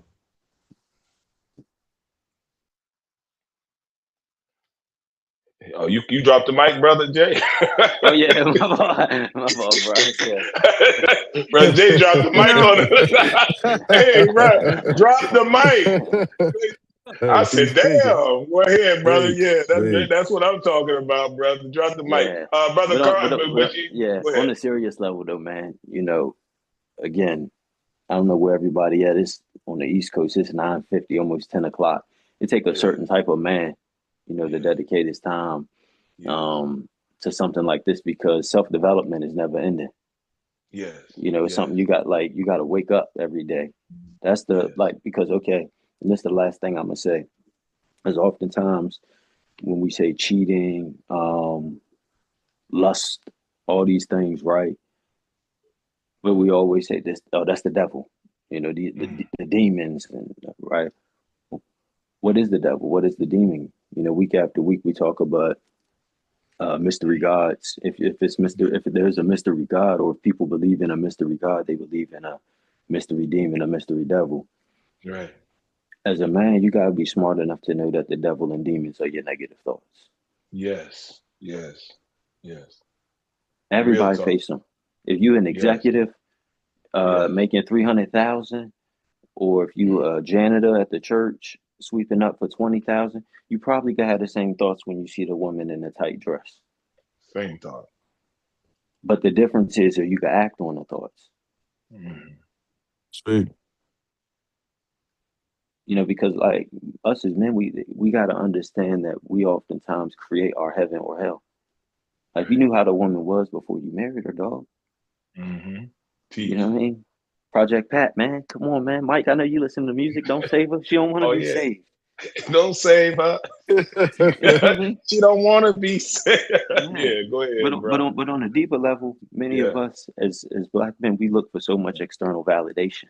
I had to do a deeper look at myself once upon a time and realize that why are you looking for this woman to validate your feelings? Like, if you know that's right, go get a woman that, you know, it's not like that's right. It's not like rocket science or nothing like that. You're not really asking for anything crazy. Just, you know, the woman that respects herself enough to say, I'm not gonna have my chest. Like, I forget, one of the brothers said that, I think it was Brother Mac. Yes, brother.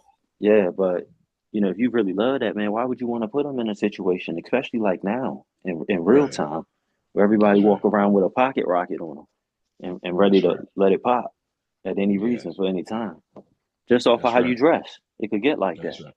That's right. So that's about it. Appreciate it, Mike. Man, appreciate you, Brother Jay. Always. Thank you for the wisdom, Black man. Appreciate it, brother Carlton, and then Brother Mac, and then Brother Jack. And let's keep it moving, Black men. Yeah.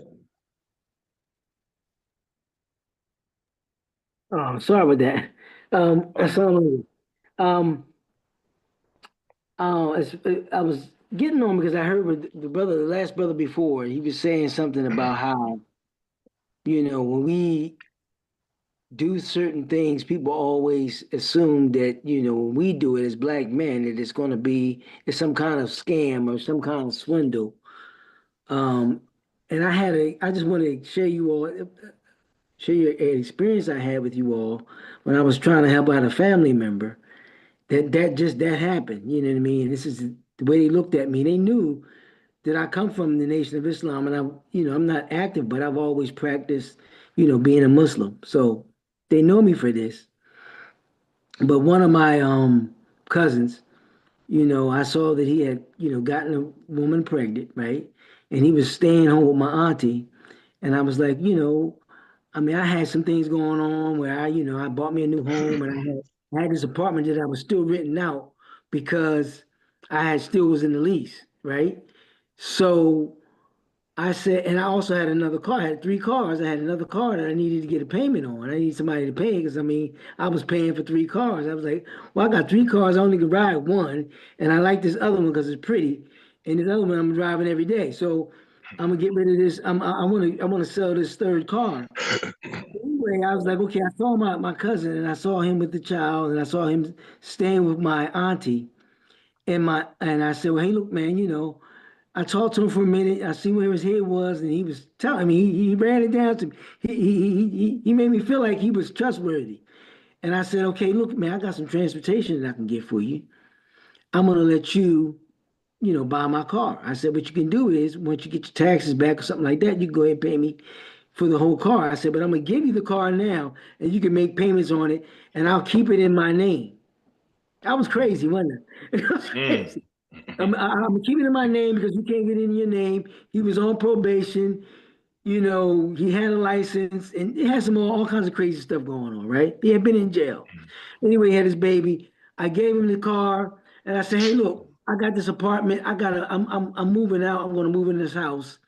I said, why don't you, so you can be on your own. You can, because I know how it was when I first had my children. I wanted to be on my own, which I was, but he wasn't in a position to be like that. So I said, well, let me help him out. Anyway, long story short, I helped him out, and it came time to pay the car. It came time to pay the whole car, right? I said, okay, you pay me payments. Now I want you to go ahead and pay me the whole amount. That way we can be clear. I can put it in your name. You're good. all of a sudden, this is a bad, this is a CTS Cadillac. I only ride Cadillacs, Camaros and stuff like that there, right?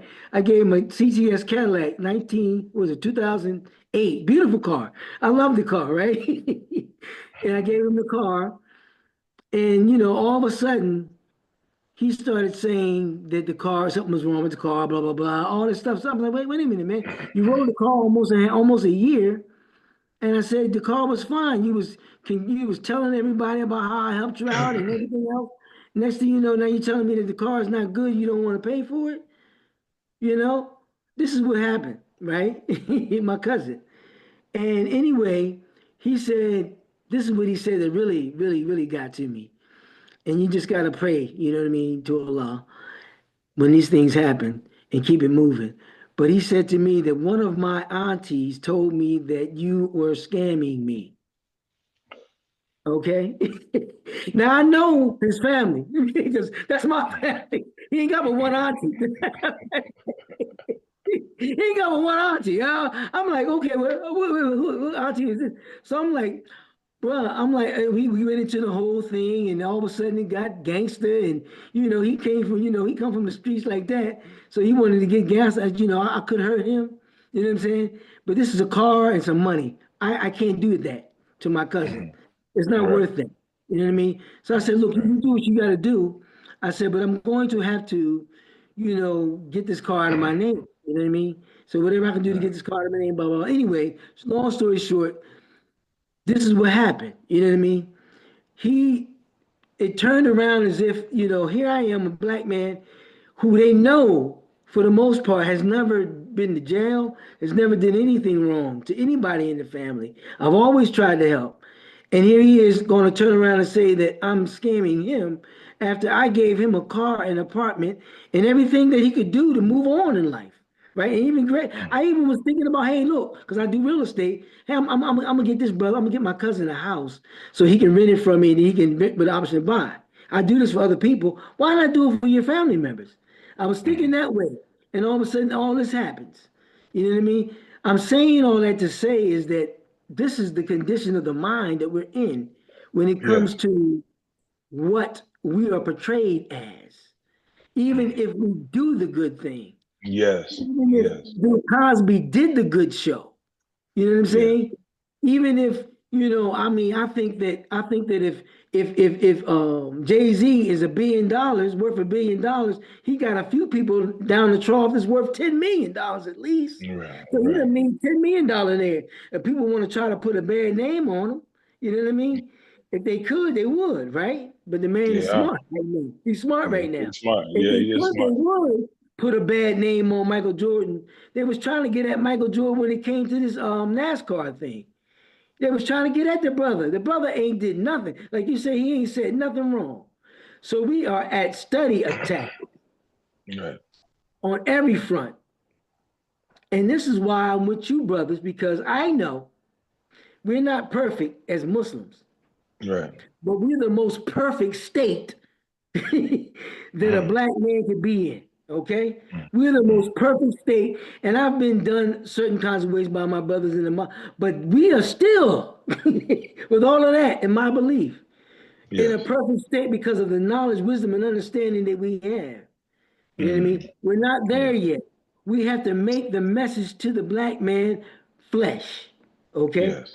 we have we have to become gods, and the only way we're going to become that God, and it's up to us, really, brothers.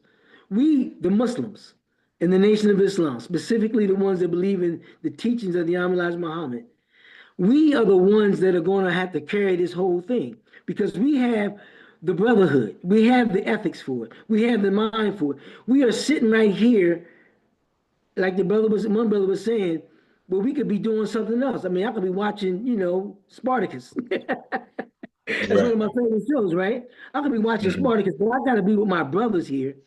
Because I know that these brothers right here can move mountains. So really it's up to us to make us that clean glass. Absolutely. Appreciate that, Brother Carlton. So Yes, sir. we got a lot of things to do with when it comes to business. We got a lot of things to do when it comes to education, especially business, because we're not going to be able to lift up our women the way they should be unless we're able to help each other provide for each other. Absolutely. Salaam alaikum. 100%. Well, salam. And thank you, Brother Carlton. And you know, and yeah, there's a lot of brothers on here from the ranks, you know, coming from different walks. But we want to make sure all you brothers may come from a different path, that you 100% know you welcome, because we're talking on a divine principle.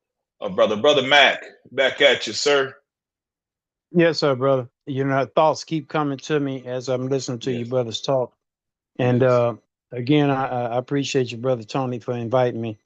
Uh, this is what I like doing, building with brothers to Yes. pass knowledge and information. I'm a writer, and I was trying to tell brothers, I said, listen, Jesus' original Lord's Prayer said, Our Father who art in Orion, holy is thy name, thy kingdom come, thy will be done on earth as it is in Orion. These white folks changed it to heaven to take us away from indigenous civilization outside of earth. Nobody made that more plain than the Honorable Elijah Muhammad. Now, I'm raised in the church, but it was the Honorable Elijah Muhammad's books that raised me and taught me things that I had a lot of questions about, like, what's wrong with these damn people? What's wrong with these white folks? I didn't understand until I read his books. When I read his books, I said, oh my God, I got it. They devils. That's it. Yes. So anyway, and I know he was right. So from that point of view, I started researching and looking into different things. And Dr. York said something to me that was very profound. He said, if the black man could be destroyed, he said they could never destroy us, because if we could be destroyed, he said indigenous, if the indigenous man could be destroyed, there would be a star holocaust where all the planets will be drawn back into the sun, because we are the magnetic attraction that holds this universe in fit form. When I heard that, I said, oh my God. See, I started connecting dots to him, to the things that Honorable Elijah Muhammad has said. Yes. Now, Yes. I always considered myself a Muslim, but not in a religious form by nature, because Muslim is just a peacemaker. So when I was in the street, when I was in prison, I was always that brother that was always trying to make peace amongst the brothers. Yes. You follow what I'm saying? We need peacemakers everywhere. You follow me? And then they was trying to get me into Sunni Islam. I said, no, if I got into the religious doctrine of Islam, I would have to be Shiite, because Shiite follows the Prophet's nephew Ali, who was married to his daughter Fatima. And the law is that the correct Khalifa is to be a bloodline relative, which Abu Bakr was not a bloodline relative. So if I was joined, I would have to be Shiite. That's another story. But anyway, I want to share this with you. I wrote an article, and it's called The Indigenous of the Earth and the Worldwide Conspiracy to Steal Our Land, Identity, and Culture. Because the only people on this planet that these people in courts do not have no authority over are the indigenous. They have authority over African Americans, Black, and now you got brothers talking about Afro descendants. I said, brother, none of these titles have no legal and lawful standing in the court. You follow me? I've not paid any income taxes since 1983, and they had no problems, because I'm standing on certain things that I know is true. They just dismissed my case in court for traveling around on one of my cars have a traveler's tags with no registration, no insurance. I got a ticket for it. I went into court. I put in a motion to dismiss my case based on traveling laws, which says that anything that hinders my right to travel is against my constitutional rights, such as telling me I cannot travel in my vehicle because I don't have registration or insurance. And so they dismissed my case because they didn't want me to explain that to a jury. And so everything these Caucasians are doing to us, we are assuming that they're right. because nobody's challenging them in the court of law. And this is very important for us to do. Now, pay close attention to this. I've been debating with pastors and politicians for decades over this. I said, bro, y'all don't even understand how was Jim Crow able to flourish? How was the Ku Klux Klan able to flourish? How? Something had to happen to allow this to happen. People say it was racism. No, listen. My grandmother, I used to ask my grandma, I said, Grandma, if we were indigenous people, how come we never talked about that? She said, well, baby, back in the day, they just told us we were Negro and colored, and we just left it alone. I said, okay. So what they did was they took us from, classified us as indigenous to colored, and they took us away from treaty protection to the 14th Amendment. When they did that, it took us away from federal protection. Once we were no longer under federal protection, we were state property, and the state could do to our people whatever they wanted to do, and that's what they started doing. The Democrats allowed the Ku Klux Klan to form and terrorize our people. They took us, again, we had no federal protection, and so when they took us away from being indigenous and no more treaty protection, that's when they were allowed to burn down Black Wall Street, burn down all our towns, take over our property, lock our brothers up in prison, because today the prisons are full of brothers that are classified as African American. There's no legal and lawful standing for African American. Only the indigenous people are the only ones that they do not have any authority over. My nephew heard me talking about this article I was writing. He said, you absolutely right about that. I said, yeah, I know. He said, I got my apartment. You know how I got it? I said, no. He said, I went down there where they was giving the money away to the immigrants, and I went down there and filled out an application. He said, I put African American on the application. He said, that woman told me, she threw it away, gave me another one, say, brother, don't put African American on there. There's no monies in here for African Americans. She said, put indigenous on your application. He put indigenous on that application. They approved him for an apartment to be paid for a year and gave him $10,000. He's living over there on 80th off of Hermitage right now. And they just reclassified him as an indigenous and reclassified him and paying for his apartment for another year. Now, the city of Chicago passed $1 billion budget for the immigrants for 2026. You had sisters downtown Chicago protesting. I went down there and talked to them sisters. I said, sister, listen to me very carefully. Y'all are arguing about the wrong thing. I said, I thought ICE was deporting all of the immigrants. I said, listen carefully to what happened. I said, the only people that ICE could deport was those that were saying they were Colombian, Venezuelan, Puerto Rican, Haitian, etc. Like we're talking about African American. I said, these are the people that they deported. Everybody else that claimed to be indigenous are still here, and they cannot make them leave. Penitentiaries are full of brothers classified as African American. If they were classified as indigenous, they really have no authority over them. This is why I've been telling our people, please, we didn't know no better. Stop saying Black and African American. From now on, say indigenous.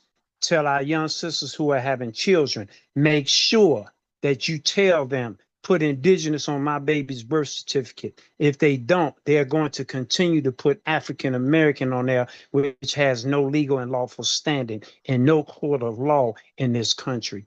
This is very important for us to get back to indigenous. And they say, they got us even arguing, brother, that no, we're from Africa. No, we're not from Africa. I had to clear that up. I said, brother, I said, listen to me carefully.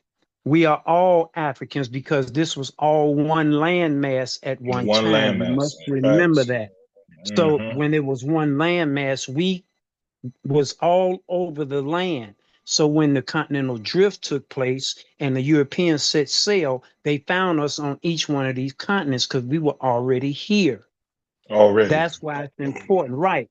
That's why you may have heard people say, this is Egypt.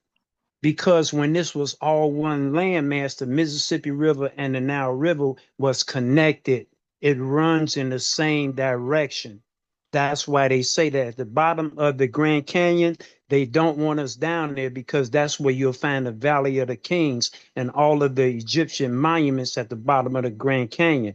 That's why you have more mounds and pyramids on North and South America than any other place in the world. You have Egypt, you have pyramids in Egypt over there, but you have more over here because this was all one landmass. So our people have to stop arguing with each other. We are all one people, and we're indigenous to the planet. You're not Jamaicans. You are indigenous people living in Jamaica. You're indigenous people living in Haiti. You're indigenous people living in Ghana, Nigeria, America. And we can't say Indians because if you say we're the Indians, that's keeping you isolated to North and South America. When you say indigenous, that means anywhere we go on this planet is ours. And the Caucasians know that. They want to keep us away from indigenous, but we must get to just start saying indigenous. I yield. I appreciate you, beloved. Thank you so much, brother. We got to keep you in the mix, brother, because you're a wealth, of knowledge and information. And it's very important that we dig into this because this is all the knowledge of the Black man. And we have to get a thorough knowledge of ourselves. You're so right. And I remember within the teachings on Elijah Muhammad, he taught us that this whole planet was one landmass at one time. So that really aligns right with what he taught us. And you're right. We're all over. We've been here the whole time. Beautiful, beautiful, beautiful, beautiful demonstration. Brother Jack. Peace, brothers. Assalamu alaikum. First and foremost, I just want to say I'm gonna be short because a lot of things I wanted to say, that brother just said most of it, as well as Brother Carl as well. I do apologize for my tardiness. I was doing daddy duties earlier. That's all right, brother. Just to keep it going on what I wanted to build on. The biggest thing that we have to do is learn who we are.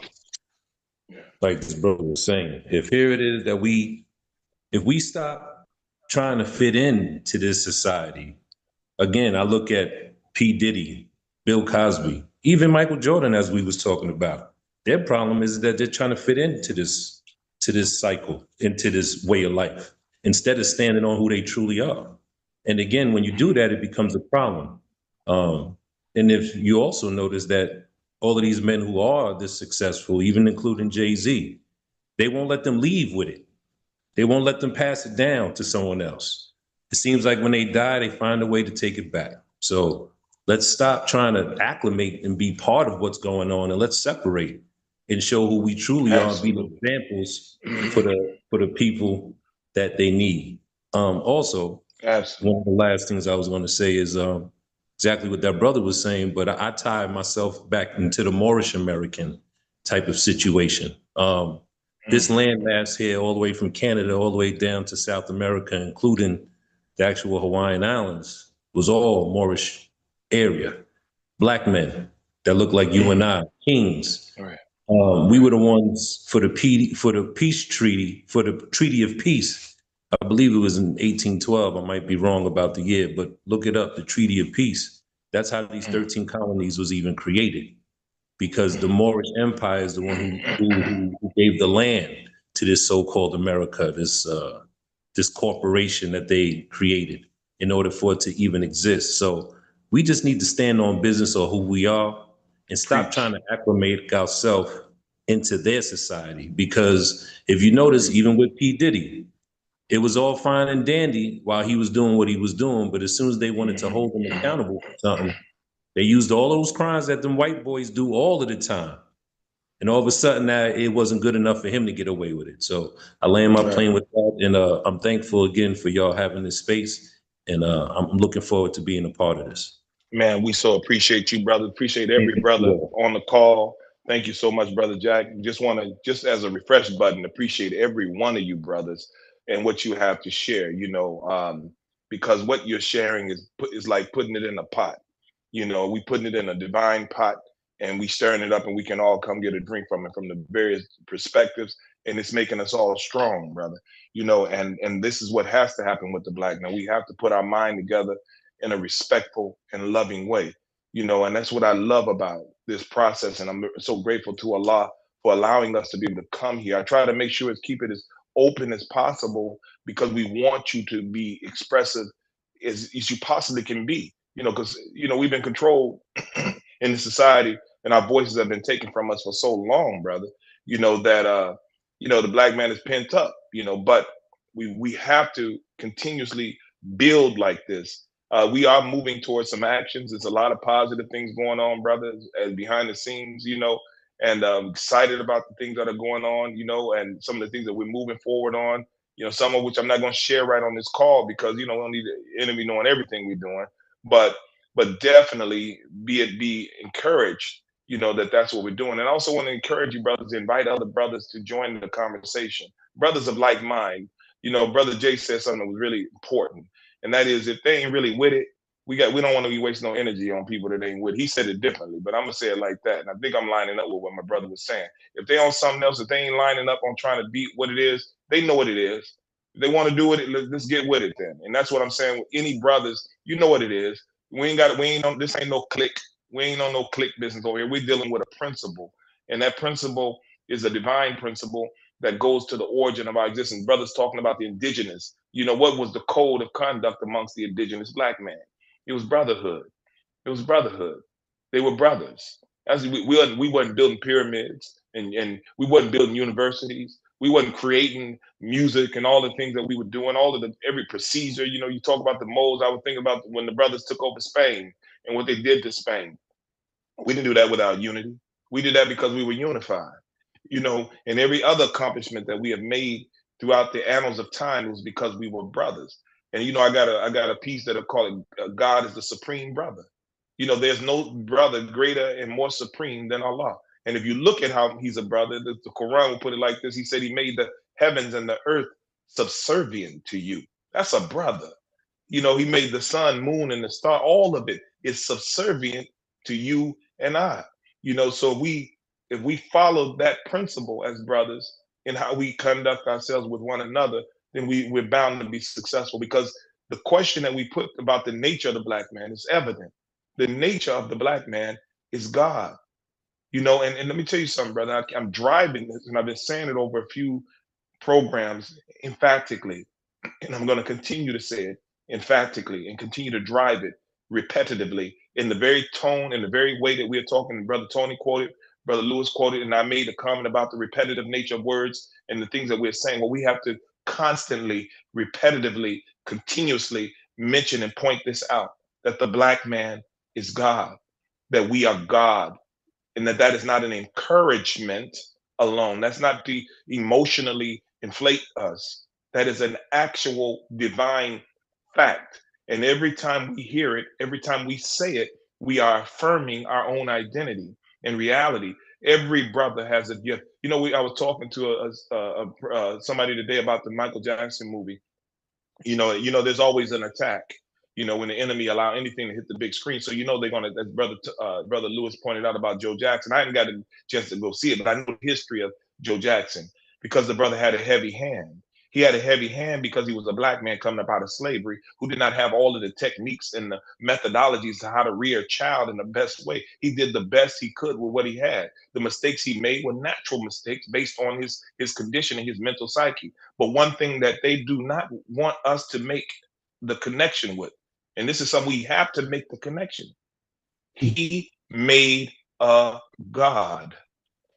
You can say what you want to say. He made a man, his son, his seed, he watered so well. No matter how, he didn't handle every situation right. Maybe he didn't use the best language all the time. But his son is known all over the planet. Michael Jackson is known in every country, on nearly in every continent, all over the world. Who did that? Who made that young man known like that? Who put that fire in him? What circumstance helped produce that? What made his family well known like that, coming out of a small Indianapolis, coming out of Indiana? What made them know? It was Joe Jackson, a black man. We talk about Serena Williams and Venus Williams. And you look at their father, man who didn't use the King's English, you know, but then they try to disavow him, make him look like he was an idiot, like he didn't know nothing. But what did he make? He made champions. He made goddesses. And there's so many other brothers that are doing the same thing. That's what we have to recognize. And again, I will sing it from the mountaintop, from the bottom of the basement, wherever we at. The black man is God, and we have to embrace that 100% fully and appreciate it in each and every one of us in how we look at each other. When I'm listening to you brothers on this call, I'm not listening because you may have a different perspective. No, I'm not worried about the difference in your perspective alone. I'm trying to absorb the brilliance of your God nature and wisdom that's coming through you and your perspective. If we can practice that more often, then in our practicing of being brothers in that regard, then we can benefit from the best part of the earth of ourselves, and we can all continue to grow. And I'll say it over and again, the things that we differ, that's okay. Because different perspectives is a natural part of a natural stimuli. And that natural stimuli helps to produce character. It's how we handle it that produces good character. And if we have good character, we build a strong brotherhood. And now the thing you might have looked at one way today, you're like, oh, like my brother dropping the whole science on the indigenous. I'm hearing it a whole different way. I'm hearing the Honorable Elijah Muhammad. I didn't heard these teachings for years, but I'm hearing it differently because time, maturity allows you to hear something different. This is all in the realm of separation. You know, it's all about what we have to do. Separation it's not just saying, let me come out of the enemy's world. It's let me identify with my own. That's right, brother. And step into my own world, brother. That's what it is. When my brother talking about the Mo and what the Mo's do, you know, and the science and the laws and understanding the laws, we need to be educated. I think Brother Lewis mentioned it one of the last shows. We need to understand these laws that we don't know. We just let these people rake over us and do whatever they want to do because we don't have knowledge. We got brothers who have studied, man, who have spent quality time studying, whether they studied in the dismal crypts of the penitentiary, whether they studied in the streets, whether they studied in the lab or the college campus. Man, we got to hear what you said, brother. We got to know what you gained in your study, and we got to eat from what you have gained in your knowledge and your wisdom. That's why the Honorable Elijah Muhammad, his words, not Brother Michael's words. Listen to what this divine teacher said. He said, we must first be brothers, because a brother will respect, honor, listen, humble himself. He will absorb from his brother. He ain't tripping on having a pissing contest or you see what I'm saying? And this is what happens. Or was some brothers that said religious gang banging. You know what I'm saying? You out here banging because this is your knowledge out here with your ego. We ain't got time for that. We ain't got time for that, man. Stick your thing out there, bro. You know, remind me, like I said, of Miles and Coltrane.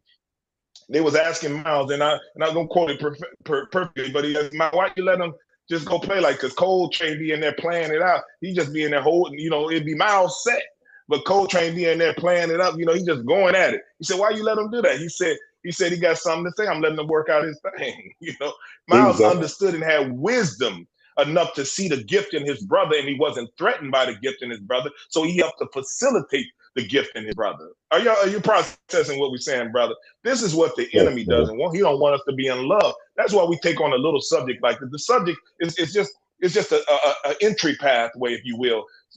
You know, if you will, it's a precursor to what we really have to figure out. And Brother Jay pointed out very beautifully. It all falls on us. It all falls on the black man.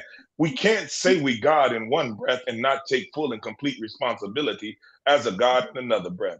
You see what I'm saying? If we God, then that means that we are ultimately responsible for all of this. So we have to use the power that we are gaining now in our wisdom through our sojourn. We have to use this power to start to reshape everything in our existence. The enemy will have no power in a few days. He ain't got none now. You see him losing his complete mind. And Brother Tony pointed out, Candace, you're right. This is what they was saying about the minister. The minister said, you know, he said, you can kill me, the physical body, but you'll never kill what God has done. Because what's happened is the spirit of courage has risen in people's hearts now. You see, so people are like, we're going to tell the truth. The sister said, I'm going to tell the truth. You see, so now truth tellers out here, even the little white boys, Tucker Carlson, he's trying to tell truth. Even little white girls, see, they all been baptized by the black man's presence and the consciousness that the black man is putting out into the universe. So even the enemy's children are now starting to say, well, we're going to tell the truth. We telling the truth. Everybody going to tell the truth. And this is in scripture where it says, every knee shall bow and every tongue shall confess. It's truth time.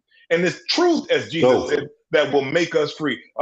Brother Mac, we come back to you. We yield to your wisdom, Brother Mac. Yeah, brother. You know, I'm enjoying this because I'm listening to you brothers talking. You bringing more thoughts to my mind. Listen, like you said, this is the time of truth. This is the time of the apocalypse. The apocalypse literally means the time when everything can be revealed. So it's all being revealed now. So let me reveal this to you, brothers, so you can have a clue about what's going on. If you don't know that you have an account based on your social security number, then what I'm about to say is not going to make any sense. But I'm going to share this with you. Did you know their law? I want you to hear what their law says. If you want to go read it for yourselves, remember this law, 9-102A65. 9-102A65. It says a promissory note is a promise to pay, but not an order to pay. Because we didn't know what their law said, I used to ask this question. Okay, if that's what their law says, how are they able to turn that law into an order to pay? Because if they foreclose on your house, aren't they turning that into an order to pay? If they repo your car, aren't they turning that into an order to pay? So a friend of mine said, Mac, check this out. They're not the one that's doing it. We are the ones that's turned it into an order to pay, because when you sign a promissory note, like for instance, if you're buying a house, when you sign that promissory note is not nothing but a check that the bank is taking to the Treasury, federal Treasury window and cashing it in, going into your account and getting the money out for your house, paying for the house and handing you a 30-year note. When you buy a car and you sign that promissory note, they are taking it to the Treasury window, going into your bank account that's in your name under your social security number, getting the money out and handing you a note. These are the things that our people have to be aware of and start challenging them. There's something called an affidavit of truth that my partner just put together, and we getting ready to challenge these banks, letting them know, if you cannot validate this debt, then you must let my property go with me not giving you no more money. There's something called a cease and desist letter. You have X amount of time to validate that debt. Nobody's questioning them and asking them to demanding them to validate the debt, because they cannot do it because the bank never loaned you any money. And you know what I was thinking while you were talking, this last part of what you were saying. And you know what I was thinking while you were talking, this last part of what you were saying, is that, we need to get together, and really, put together a masterclass, if you will, on this subject in a way that a brother can break some of these things down and we can have some real healthy discussions and really grow and being able to look at this. Because some of these things will pull us up out of some problems that we're putting this together for our people right now. We have something called an affidavit of truth and a letter that says a cease and desist letter, telling them to cease and desist from asking for any more money for my house until you validate that debt. Once you demand that validation, they cannot validate it because they never loaned you any money. They went into your account, got the money out, paid for the property and the car, and handed you a debt. This is very serious, bro. I got a brother in Atlanta right now.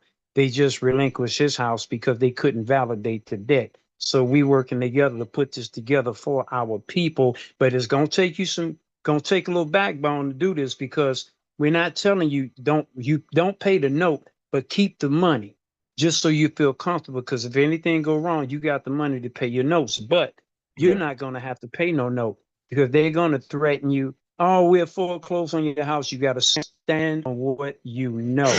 Yes, sir. That's what this is all about. But we are gonna get together. I'm gonna get back on these Yeah, calls. please do, brother. Yeah, please do, brother. And I know you said, brother. I think Brother Tony invited you, so let's keep us in the loop, and because we really need to just study all these areas of knowledge and experiences, brother. Yeah.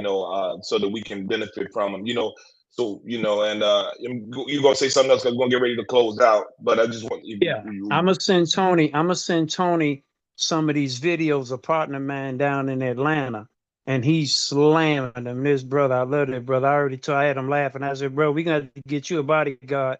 I said, because you slamming these people in the courts and in the banks and everything. So, brother Tony, text me your email. I'm gonna send you some very powerful. The letter I wrote to challenge the bank, letter I wrote to challenge the finance company, letter I wrote to challenge the Social Security Credit Union, because I paid off my grandson's $12,000 vehicle and they overturned it. They returned it. But I have the emails where they sent me the receipts for me paying for the car before they reversed the transactions. I knew that they would, because we ain't supposed to know about this, but it's proof that I do have an account under my Social Security number at the Social Security Credit Union, and every one of you all do too. And I'm gonna say this and let you go. Look on the back of your Social Security card. They're one red letter, and the rest is numbers. Whatever letter is on the back of your card, Google on your phone and ask AI, what branch of the Federal Reserve represents the letter E or the letter D or whatever's on the back of your card. Ask them, what branch of the Federal Reserve represents the letter E on the back of my Social Security card? And they're going to tell you what city and what branch holds your account. Absolutely. Thank you so much, brothers. Brothers, as we get ready to close out, I just want to again thank you so much for your contribution to the discussion tonight. Thank you, Brother Lewis, for really being an inspiration for the conversation tonight, and really holding it together and pushing out the conversation. There's so much more that we can go into, but again, our main points. I think we've hit some really important points tonight that are important.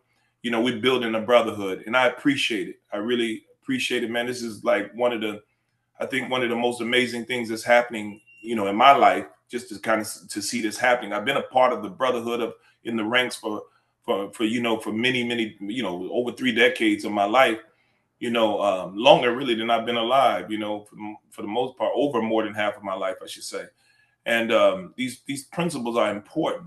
These are the things that we thirst and long for as men, is to be able to be brothers to one another, and to be able to have an intimate space where we can learn how to trust, love, support, encourage, back one another. So I appreciate all of your contributions tonight. Thank you so much, brothers. We're gonna get ready to wrap up, but I wanted to play, we're using this technology, man. So we put together some thoughts,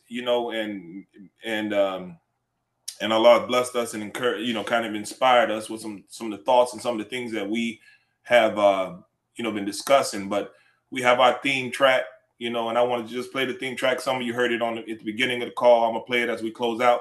We got an album that we're about to release, brothers, and we're gonna leverage it, inshallah, to help produce some capital, to help us to do some of the things that we want to do, inshallah, if it's the will of Allah. But one thing I want to also encourage you, if you're on social media, please share, please push this out, push this out, because as we continue to grow and build, push it out to other brothers, and on your platform or whatever, and encourage people to tap in, brother, to our discussion. And then like I said, we're getting ready for some in-person activities. And when we do that, we want to have the build up strong enough that we will have a good draw. We want to bring this spirit, and the spirit that we've been blessed to have amongst each other, the love that we've been able to share amongst each other, that is so amazing and so contagious. We want to put this all the way out in the universe, brother, and continue to build among black men particularly all over the globe. Really, we're not stopping. And as my brother Mac used to say, the whole planet. We ain't stopping in just no little bit of North America and South America. We going all. We need to touch the globe, and that's the black man coming out of America, the indigenous black man, this original black man coming out of America. So I'm gonna play this for y'all brothers real quick, man, and y'all can tune in on this theme track. We got some smoke over here, though. I saw Brother Jay in this music. We got some smoke, brother. You know, but I don't want to play all of it tonight because it's a lot. But what we have here is like I said, our theme track for We Must First Be Brothers. Let me know if you brothers can hear it. Can y'all hear that? Yeah. Before we build nations, before we talk power, before we talk wealth, we gotta deal with each other. Yeah. We must first be brothers. We must first be brothers before we rise. Can't build a kingdom with divided minds. Too many scars, too much pride. But we here when we stand side by side. We must first be brothers. Yeah. Hear the cry, same struggle, same pain inside. If we don't love us, we won't survive. So I'm reaching out, brother. I'm trying. Look, we come from pain, broken homes, lost fathers. System turned kings into surviving martyrs. Fighting each other while the enemy watches. Playing both sides like a game of chess pieces. Taught to compete, never taught to connect. Ego got us chokehold in mutual respect. Quick to flex, slow to build. Quick to judge, but we don't want to heal. What happened to unity? What happened to code? What happened to love when the pressure get cold? We say brother, but don't mean the word. How you my kin if your heart ain't hurt? I see you, I know you're fighting. Same dark days, same long nights. We both trying just to get it right. So while we act like we but we must first be brothers before we rise. Can't build a kingdom with divided minds. Too many scars, too much pride. But we here when we stand side by side. We must first be brothers. Hear the cry, same struggle, same pain inside. If we don't love us, we won't survive. So I'm reaching out, brother. I'm trying. Yeah, they taught us fear when we was young boys. Turned our strength into anger and noise. Separated minds, broke the bond. Now we strangers in the same war zone. But truth is, you, me, and I'm you. Different stories, same food, same blood, same truth, same fight, just different views. Yeah. We gotta rebuild what was broken apart. Start with the mind and heal the heart. No more crabs in the bucket mentality. We kings start acting accordingly. If I fall, will you pick me up? If you down, I won't give you up. We stronger together than alone. That's the truth they never want us to know. No more division. No more pride, no more ego, getting in the way of the ride. We must first be brothers before we rise. Came through the kingdom with divided minds. Hey, too many scars, too much pride. But we here when we stand side by side. We must first be brothers. Hear the cry, same struggle, same pain inside. If we don't love us, we won't survive. So I'm reaching out, brother. I'm trying. This ain't just a song. This a call to the black man, to the lost man, to the strong man, to the broken man. We don't move forward until we stand together. We must first be brothers.